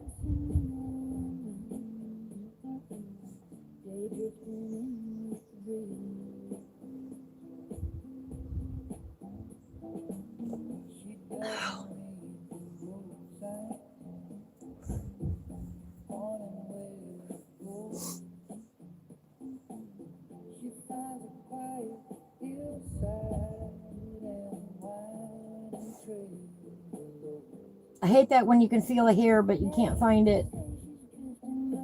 My eyes are starting to water from it.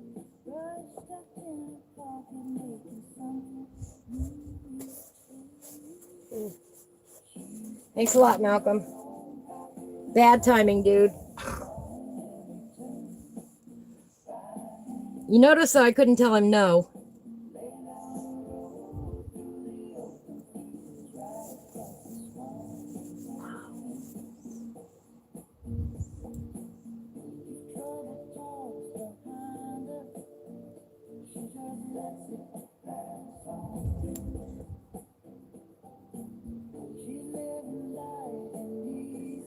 But the simplicity of the cartoons was key to their popularity and key to the kids remembering what it is that they talked about.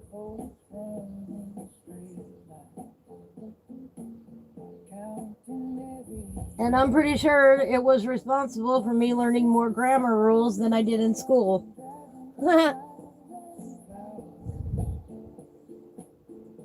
Like I said, I went on to get a communication arts degree. I have a Bachelor of Science in Communication Arts and a minor in writing. And I joke that I can BS with you either in oral or written form. Ah ha ha.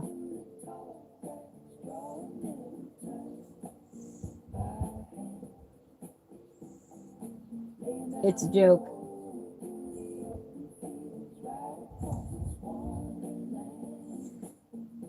But I'm pretty sure the reason that I was inspired to do so to begin with was because I watched too much Schoolhouse Rock as a kid. And that's probably why it doesn't bother me to sing out loud badly either. Because we all sang along to Schoolhouse Rock, whether we were good at it or not. We didn't care. We thought they were cool. We were just having fun. We didn't realize we were learning so much in the process.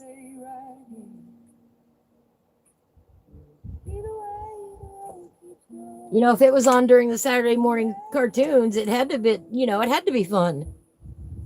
It had to be cool.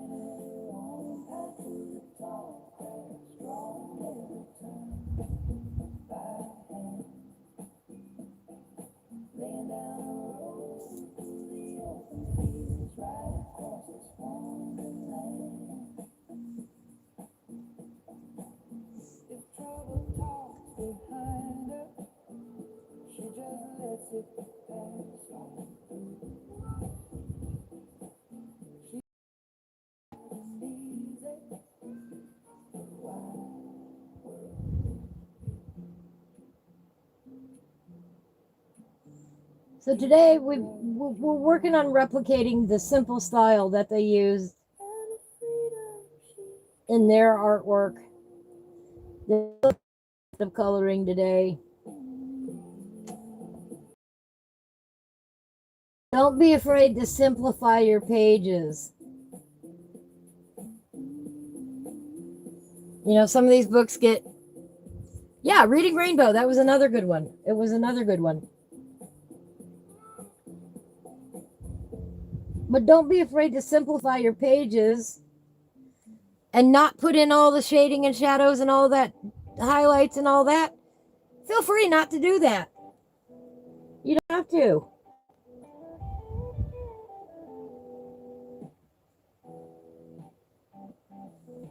It is not a requirement to enjoy coloring, to color in any certain style.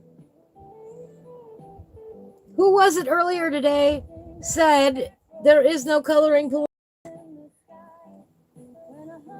I think that was Nessa in this morning's chat with Hawaiian Hillbilly. Baby. No. Go. Go on now. I know. I love you. But you can't get up right there because I have stuff there right now. Please don't knock everything off. I promise I'm almost done.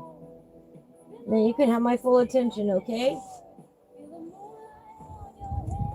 Yeah, Reading Rainbow was another one. Absolutely. And of course, when I was in kindergarten, we were all about Captain Kangaroo in kindergarten.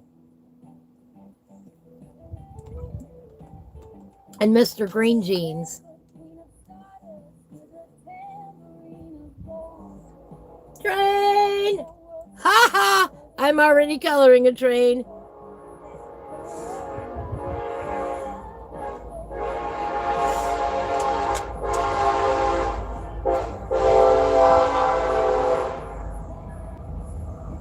All right, then we're going to color the rails black. And again, I'm just going to focus on this center section. I'm going to leave these uncolored.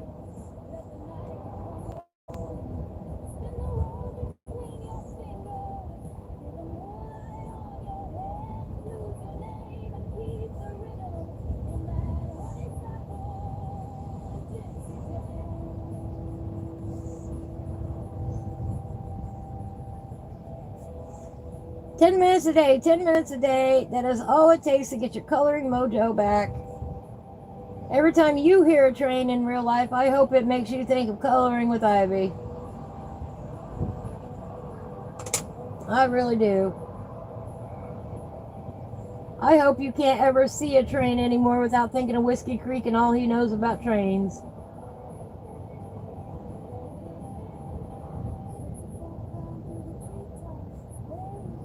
That works. I'm going to color the bottom of it slightly lighter.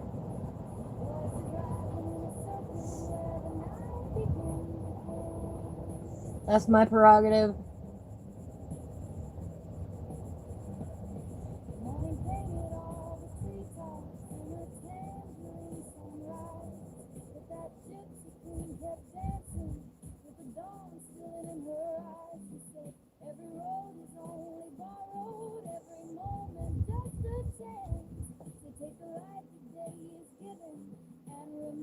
You know, I don't live in a soundproof studio. I live out here in real life.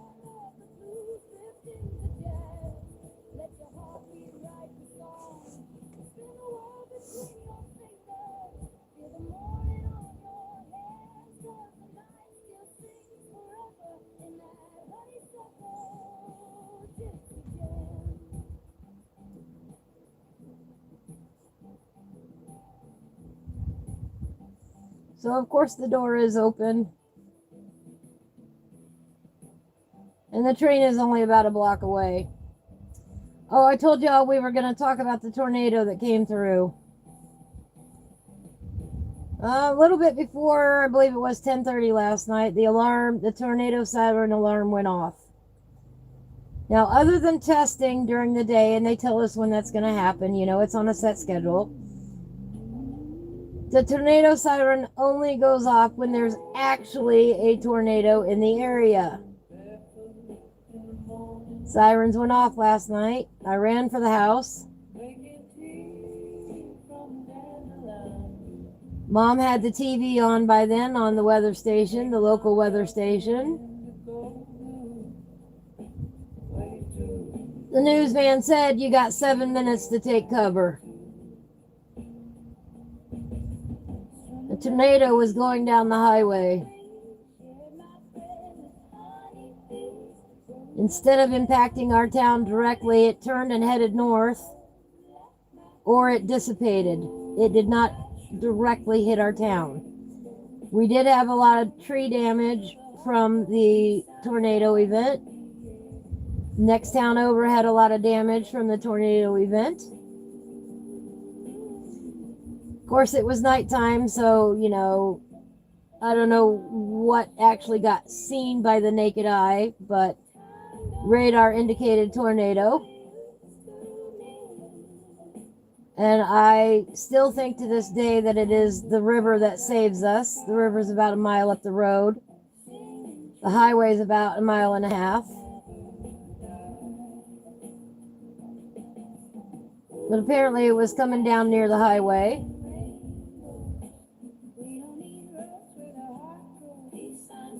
We lost a plum tree, or most of a plum tree. Conjunction junctions, what's your function? Hello, Rumpelstiltskin. And that plum tree was planted when my oldest great niece was born. That's the 4th train today. Oh wow.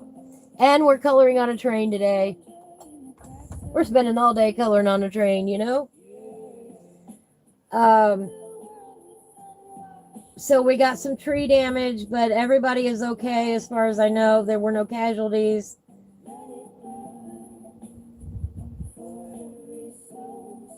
And we're still waiting for all the reports to come in to finalize the damage. But it wouldn't be surprised if we were declared an emergency state right now. Or a natural disaster emergency. Just because of the sheer number of trees that were down, the people that lost power, etc., etc. Personally, we lost a plum tree, or most of a plum tree. Like I said, I put the picture up. But physically, we are all fine. We were a little tense last night. The power did flicker. But we had about half an hour there of really bad weather last night. We were warned it was coming. We were warned it was coming in plenty of time.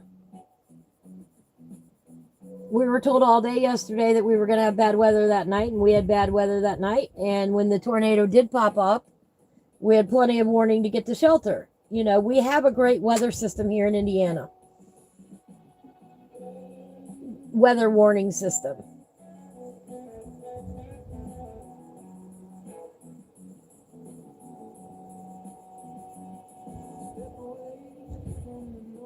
Tornadoes don't scare me. They do cause me concern, you know.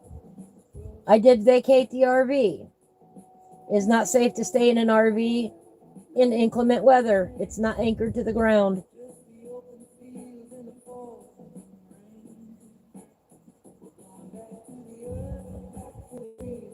But the 9-year-old plum tree didn't make it.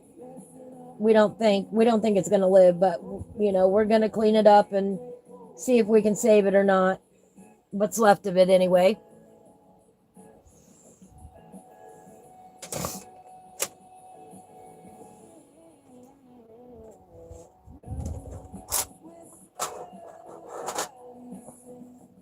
All right, we're going to true blue our guy up here.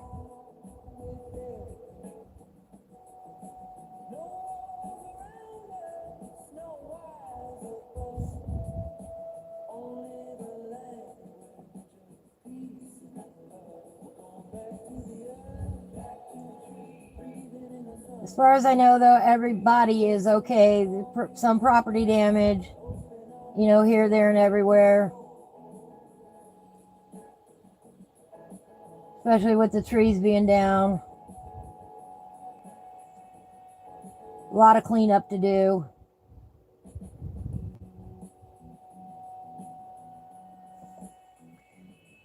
See, and over here he doesn't... Oh, yes, he does. He's got the little hairs. What is he holding? I have no idea what he's holding.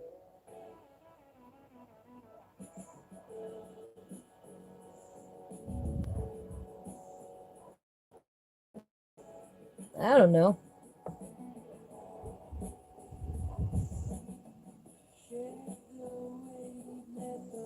He's got something he's holding in his hands. You know what? Since I don't know, we're going to just color it blue. But again, this is where they even colored the star blue. They didn't bother with that little detail.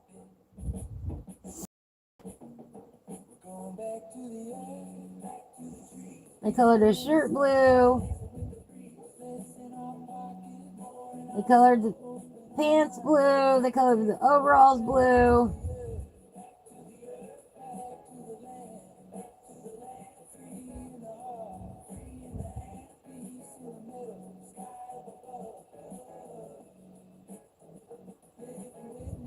But somehow it still worked.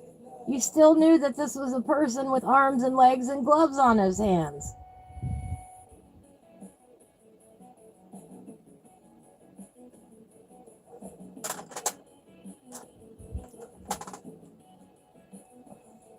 We made his little kerchief crimson red to contrast with the red on the cars a little bit more.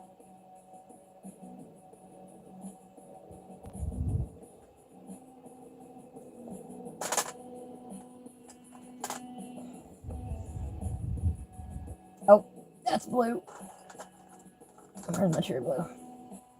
That's like part of his hat right there.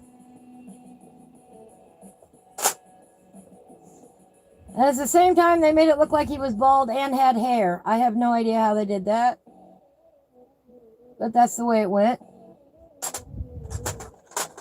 That was peach. This is light peach. Maybe it was supposed to be blonde hair. I don't know.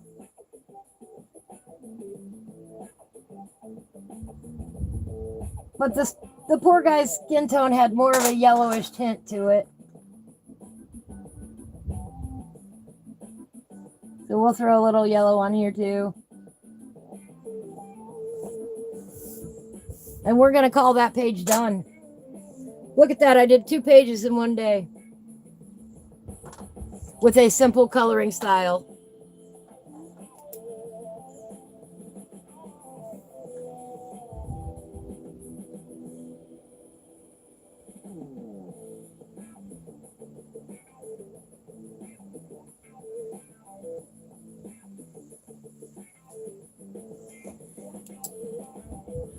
I don't know how it's possible to get multiple detailed pages done in a day, but I do know how you can do 2 simple pages in a day.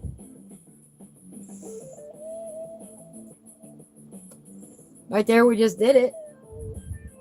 Live on the air. And I like leaving these blank. To me, that keeps the focus right on the center. As far as, doing a coloring page. I want to color this page. Okay, well, I just want to color the center of this page. Just because there are items on the page doesn't mean you're required to color them. We did a nice flat style today, nothing fancy.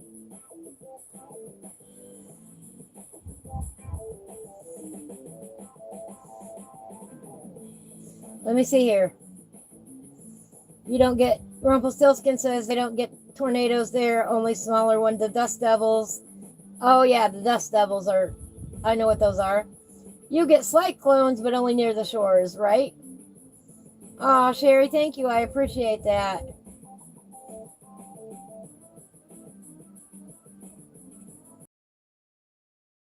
Spaghetti in a minute. Hello, Blue Daisy.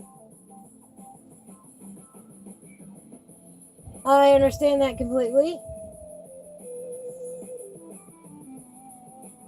Yeah, by 11:30 it was all quiet except for some rain. Hello, Whiskey Creek. We have had 4 trains today, and look, we colored trains. We talked about you today, Whiskey Creek. It was all good. Junction from Schoolhouse Rock. These are 2 of the pages in the coloring book. The Schoolhouse Rock coloring book, The Art of Coloring, 100 images to inspire creativity. It includes most of your favorites from the Generation X childhood, the Grammar Rock, the Multiplication Rock, Science Rock.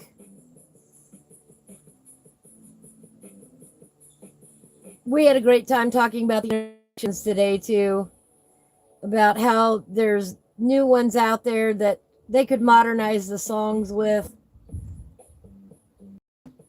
I love this song too. The adjectives. I'm gonna unpack your adjectives.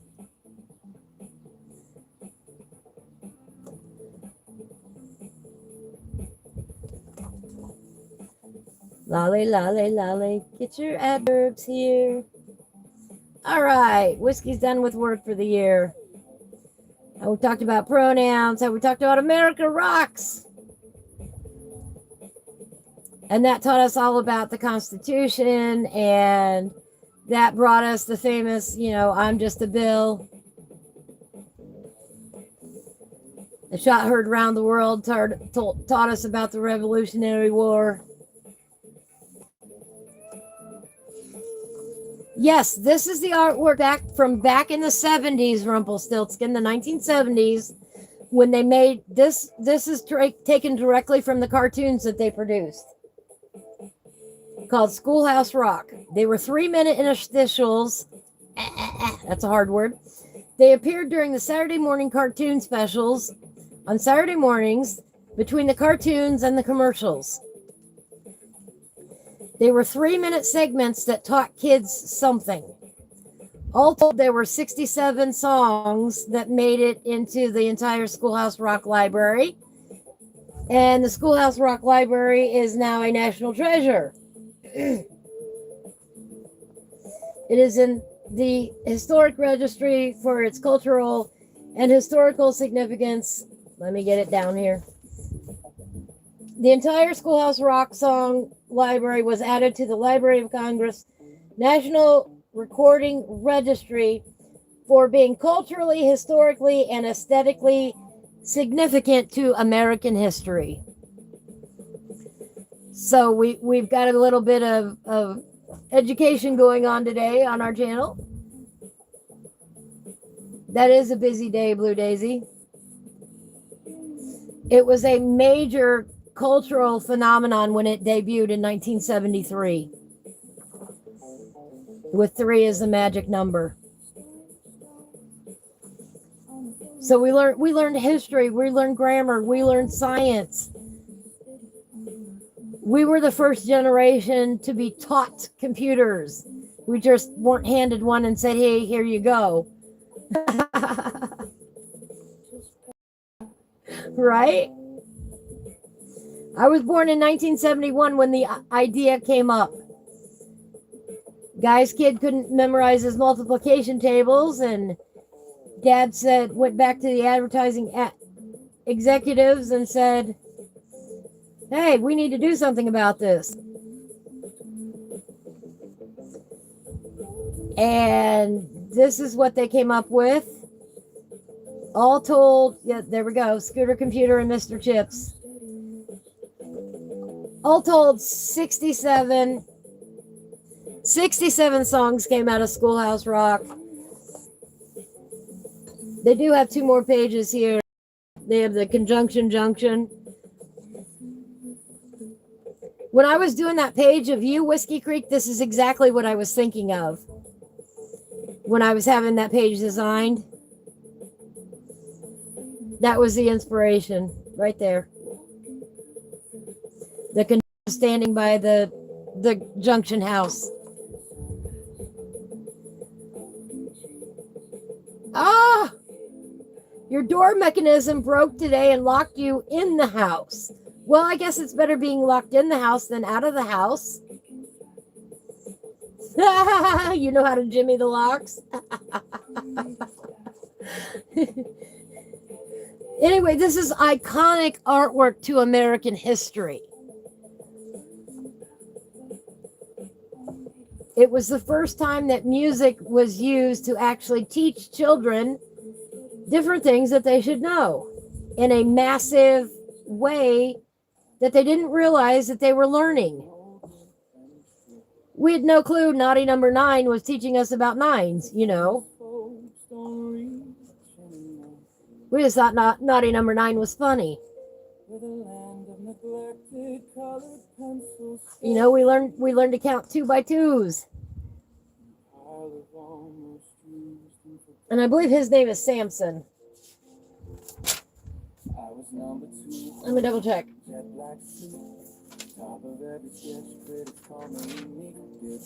I took down 12 pages of notes, by the way, guys, just so I could remember everything.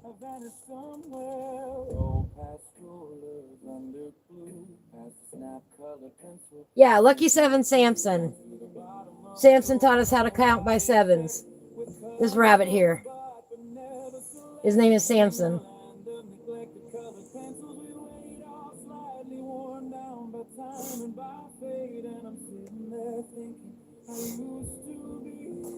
And again, they never did a when they were doing the multiplication, they did not do a specific episode for the number 10 or the number 1. They figured everybody knew the number 1, and 10s were included when they talked about the number 0. 0, our hero. And then we learned to count by 10s.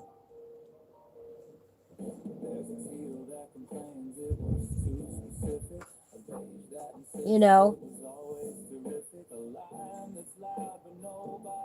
So this style of art is one of those, now grown up coloring books that you can also color with your kids. It's simple yet detailed enough that I think it makes an awesome adult coloring book. There's the Junction Diner. Isn't that fun? As your body goes bigger, your mind grows stronger. It's great to learn because knowledge is power. It's Schoolhouse Rocky, a chip off the block. It's the infamous, it's the something, Schoolhouse Rock. Schoolhouse Rocky. See, I can't remember all the words.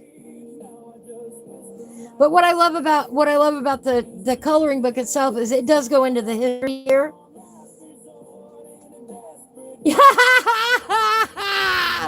Blue Daisy says, I learned more about the Constitution than I did about my Canadian Parliament, thanks to Schoolhouse Rock. Bingo.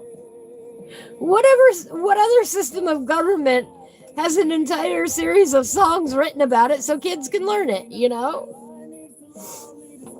But it talks about the entire history here for you to read if you want to read the whole story. It was groundbreaking in its time.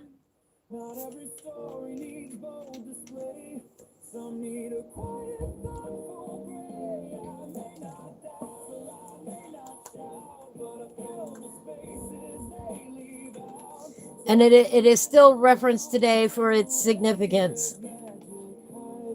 I don't think there's any way that you can get past the fact that an entire generation was influenced by these songs, and they still continue.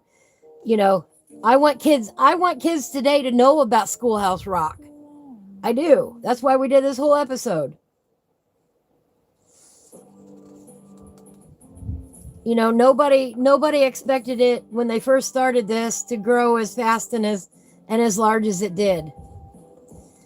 Generation X, we petitioned after they took it off the air. We petitioned for a revival, and they made it happen in 1993. They have remastered the songs. They have redone the songs. And a lot of people have done their own take on the song. But I wish that they would come up with an official compilation where they update the lyrics and the music to match today's generation. But that doesn't excuse the fact that it's still historically significant in our lifetime. 2 by 2. We learned Noah's Ark, Noah took the animals 2 by 2. Who can forget that? That's how you learned how to count by 2s.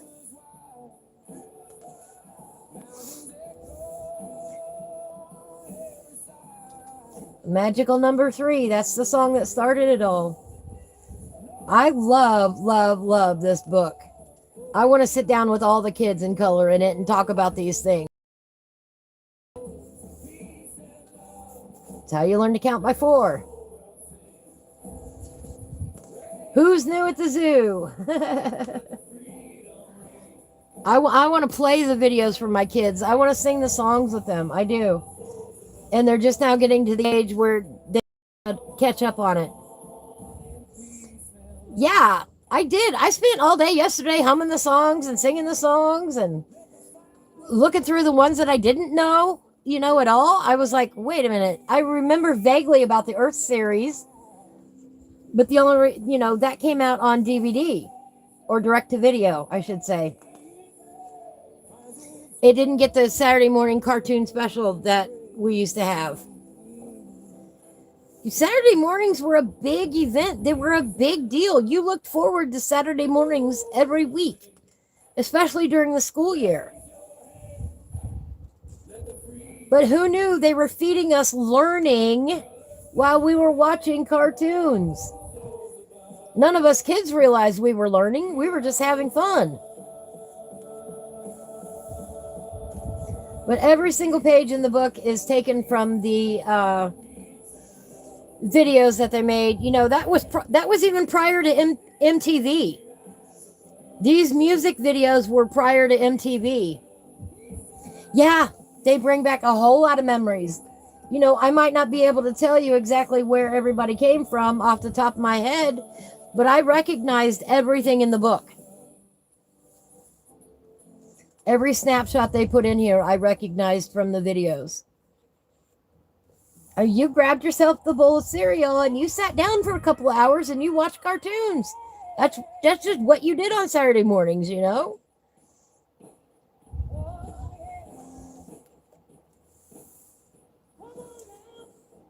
But I still couldn't believe, you know, if you'd asked me before I started my research on this, how many songs did Schoolhouse Rock make? I would have probably told you a dozen. But no, it's 67. Welcome back, Whiskey Creek.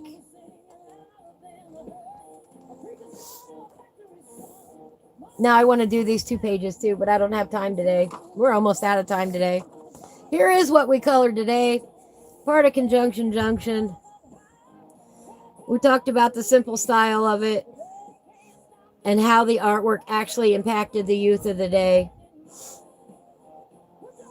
And how it was brilliant that they had a red car, a yellow car, and a green car. Because the conductor himself was blue. And you didn't want to compete with a blue car and a blue conductor. We talk about color choices a lot in this chat room and why it is that you color things a certain way or why it is that you do that. If they'd have made this car blue, there would have been too much competition. It would have all ran into each other differently. But they didn't. There's that word again, but. We use and, or, and but a lot in life. You know, do you want vanilla ice cream or chocolate? Right? They are. They're so unique. They are fun. They're fun pages to color. I mean, and they're thick enough pages, I'm telling you, that if you wanted to use a lightweight marker, you're probably going to be able to use a marker. I'm not saying that they're thick as Joanna Basford's, but the pages are not as thin as Amazon either. So you might be able to use marker on some of them. I love this one too, the adjectives.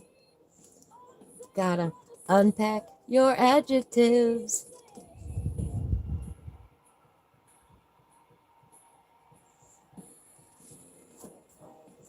Lolly, lolly, lolly, get your adverbs here. I love this one too.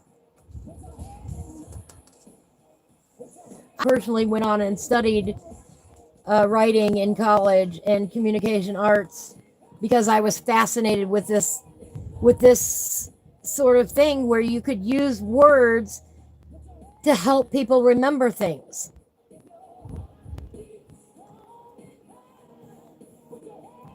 You know, suddenly there was life into speaking and writing for me with this series. And I've kept that with me my entire life. That's a big part of who I am, is trying to teach others what I know in their language.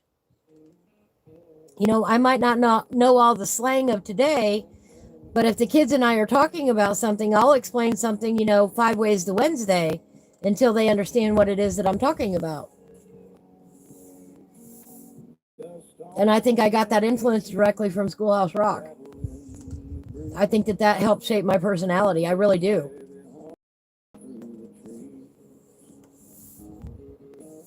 You know, kids absorb a lot of things. Yeah, we learned American history. I'm Just a Bill is classic. Classic. Like I said, I would play the videos for you, but you all can look them up. And there are some compilations available on YouTube that you can listen to them back to back to back. There are some playlists. You can look them up by individual songs. I don't know if all the songs are on YouTube, but I didn't look for 67 songs either. So, again, we learned about Paul Revere. We learned about the Revolutionary War. All the great inventors. You know, for somebody who likes people, this would be a fun page to color too. I wonder if you could go through and name who they all are.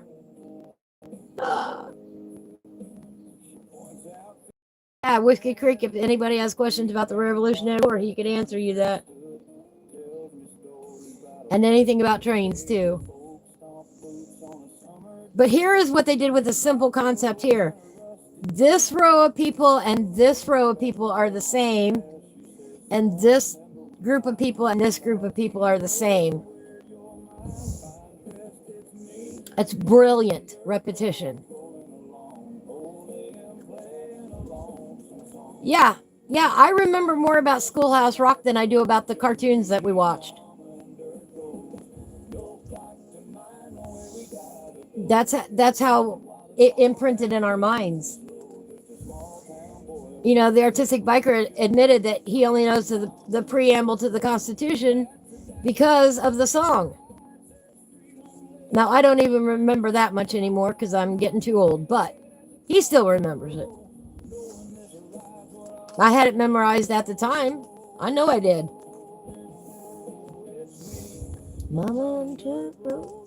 But it is such a cute book. I would highly recommend it. Get it, you know, color with your kids, talk about the videos, put them up on in the background of your coloring.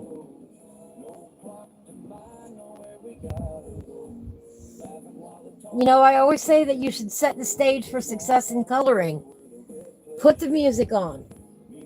Sit down and have a good time reminiscing.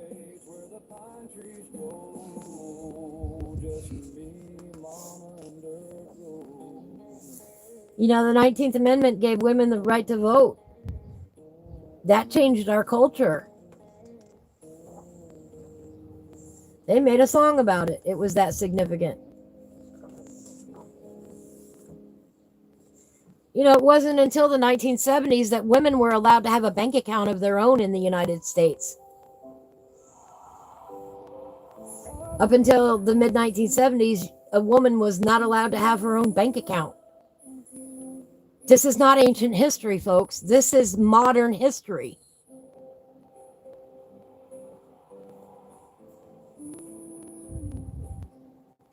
That was in my lifetime.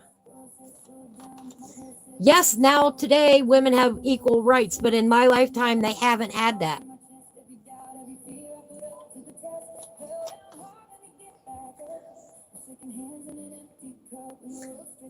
You know, so when I hear people complain about, oh, they're going to take away my rights. No, they're not.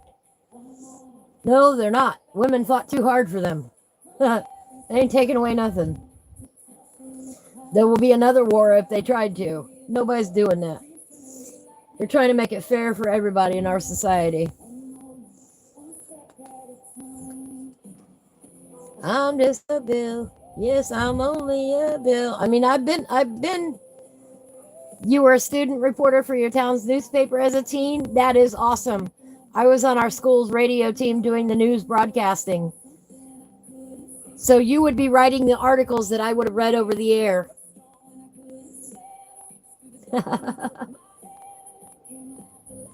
Your great-grandfather had put money away for you and your account was in your dad's name. Exactly. My first bank account actually had my grandfather and I on it.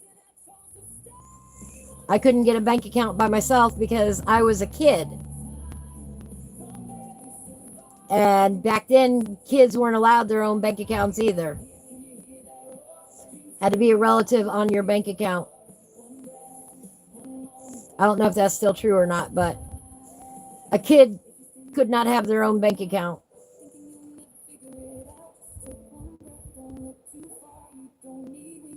But then when I grew up and learned as a woman, yeah, as a woman, I couldn't have gotten a bank account either, even if I was an adult in the 1970s. So doesn't it make sense that the older generation is very confused when they say you don't have a joint bank account with your spouse? What do you mean you don't have joint bank accounts? What do you mean it's not all your money together? Literally, my parents don't know any other way but to have a joint bank account. I that's just, that was her life. Before, when she first got married, she didn't have a choice.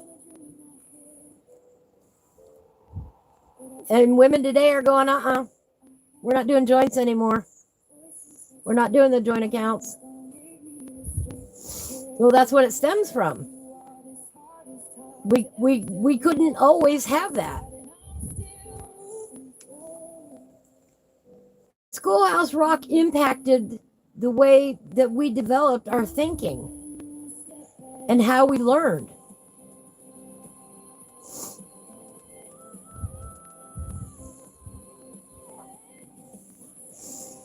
Whiskey Creek says, as an American, the Battle of Yorktown was his most interesting times during the war. As an American, it would have been the Battle of Yorktown, and as a British, it was the Battle of Germantown.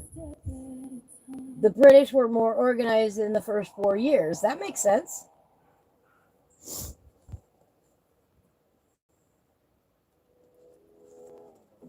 Yeah, I believe so too, Rumpelstiltskin. And back in the day, you couldn't.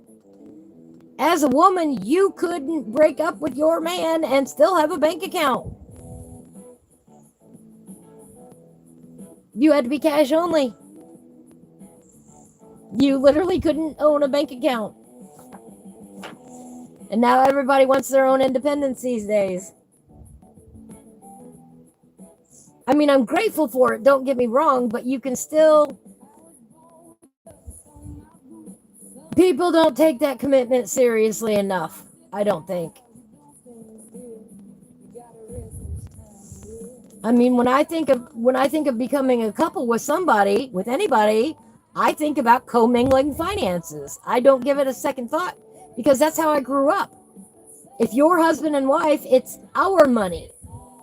It is not my money or your money. It's our money. And we decide what it is that we spend it on.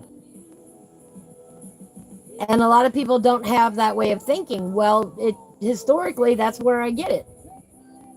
And it's hard for me to think independently of that. You know, if I were ever to get married again, would I want to commingle finances? I don't know. Probably not.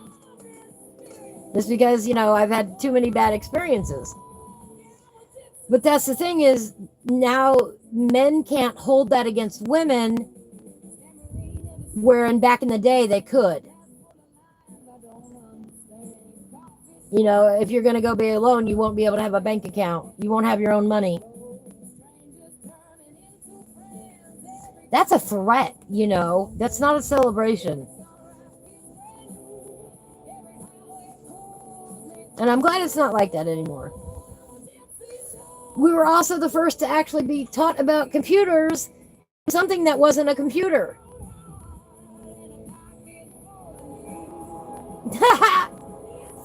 Fifth train today. We're on a roll with trains. Isn't that number 5? They heard we had Junction going on over here today.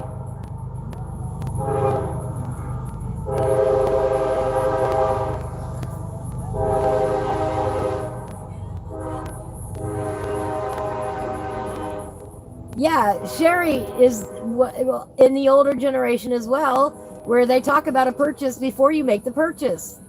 And you agree on it before you do it. You don't spend the money and then ask for forgiveness. But we were the first generation to learn about computers, not from a computer itself. We learned from television what a computer was.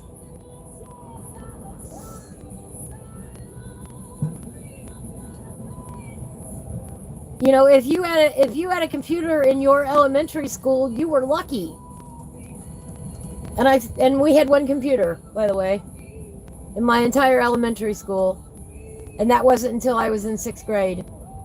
And I only know that because I won the 6th grade science fair for a computer program that I wrote.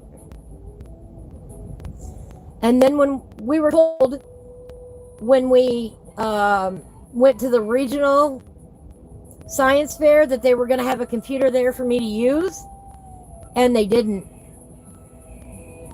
So my presentation at the regional science fair was only the backdrops that I'd made and the materials that I'd made up, and I couldn't actually run my computer program to show them what I could do at the regional science fair. I was so mad. In the 1970s, a woman needed permission from her husband to get a job. Yep.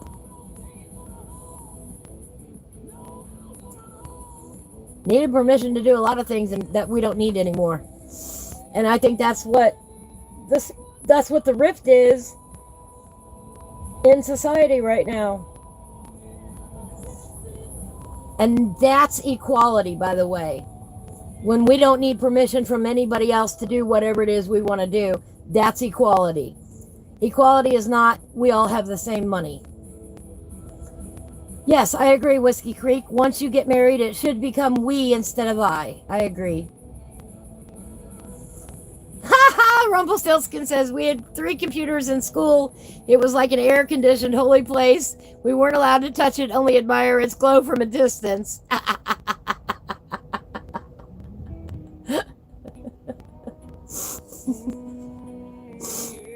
I don't believe blue daisies in the United States, Joe. I believe blue daisies in Canada. But at one time, yes.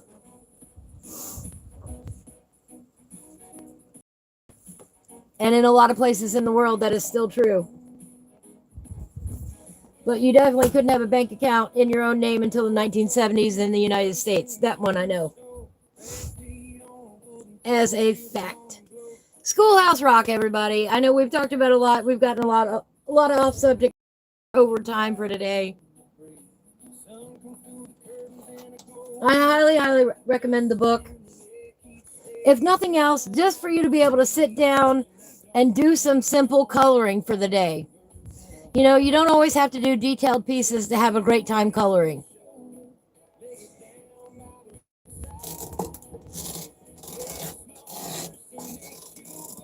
Yeah, if you're a rich woman, the bank still wouldn't give you a mortgage if you didn't have a husband. That was a problem. That was a financial problem indeed. Yeah, we couldn't take out contracts. Blah, blah, blah, blah, blah, blah, blah. But all that is gone now. Nobody's going to revoke that here in the United States, at least. Nobody's going to revoke the equality that we have now. Women won't stand for it. We won't. And it'll even itself out eventually to where everybody is accepting of the fact that nobody controls anybody else like that anymore with money.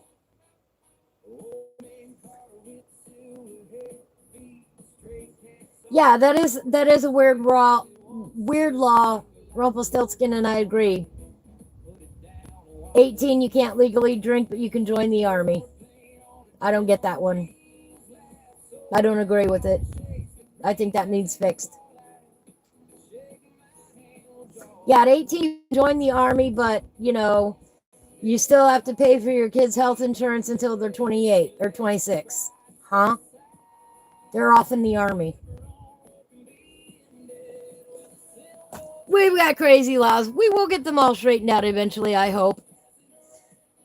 But Schoolhouse Rock did teach us a lot about our government and what it can and cannot do with, you know, I'm just a bill. You're welcome, Sherry. Yeah, we're going to wrap up today.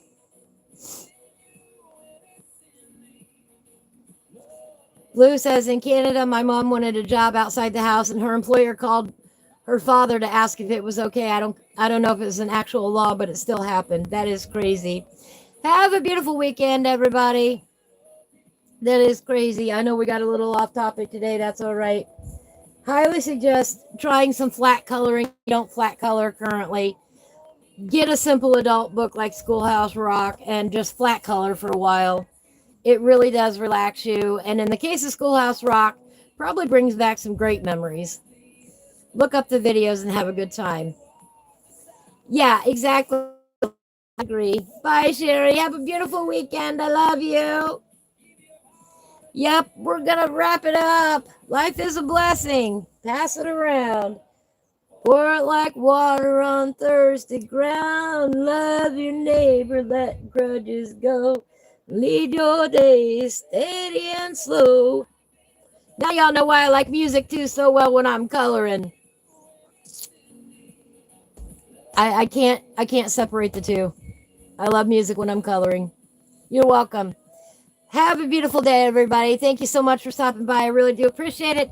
If you have not yet dropped a like or a subscribe, I would really appreciate it. Really helps the channel grow. We will catch you on the flip side on Tuesday, where we will be in the mystical lands of Uchana by Karen Myers. 1 o'clock on Tuesday. I hope to see you all there for some more coloring fun. Have a beautiful weekend, everybody, and take care.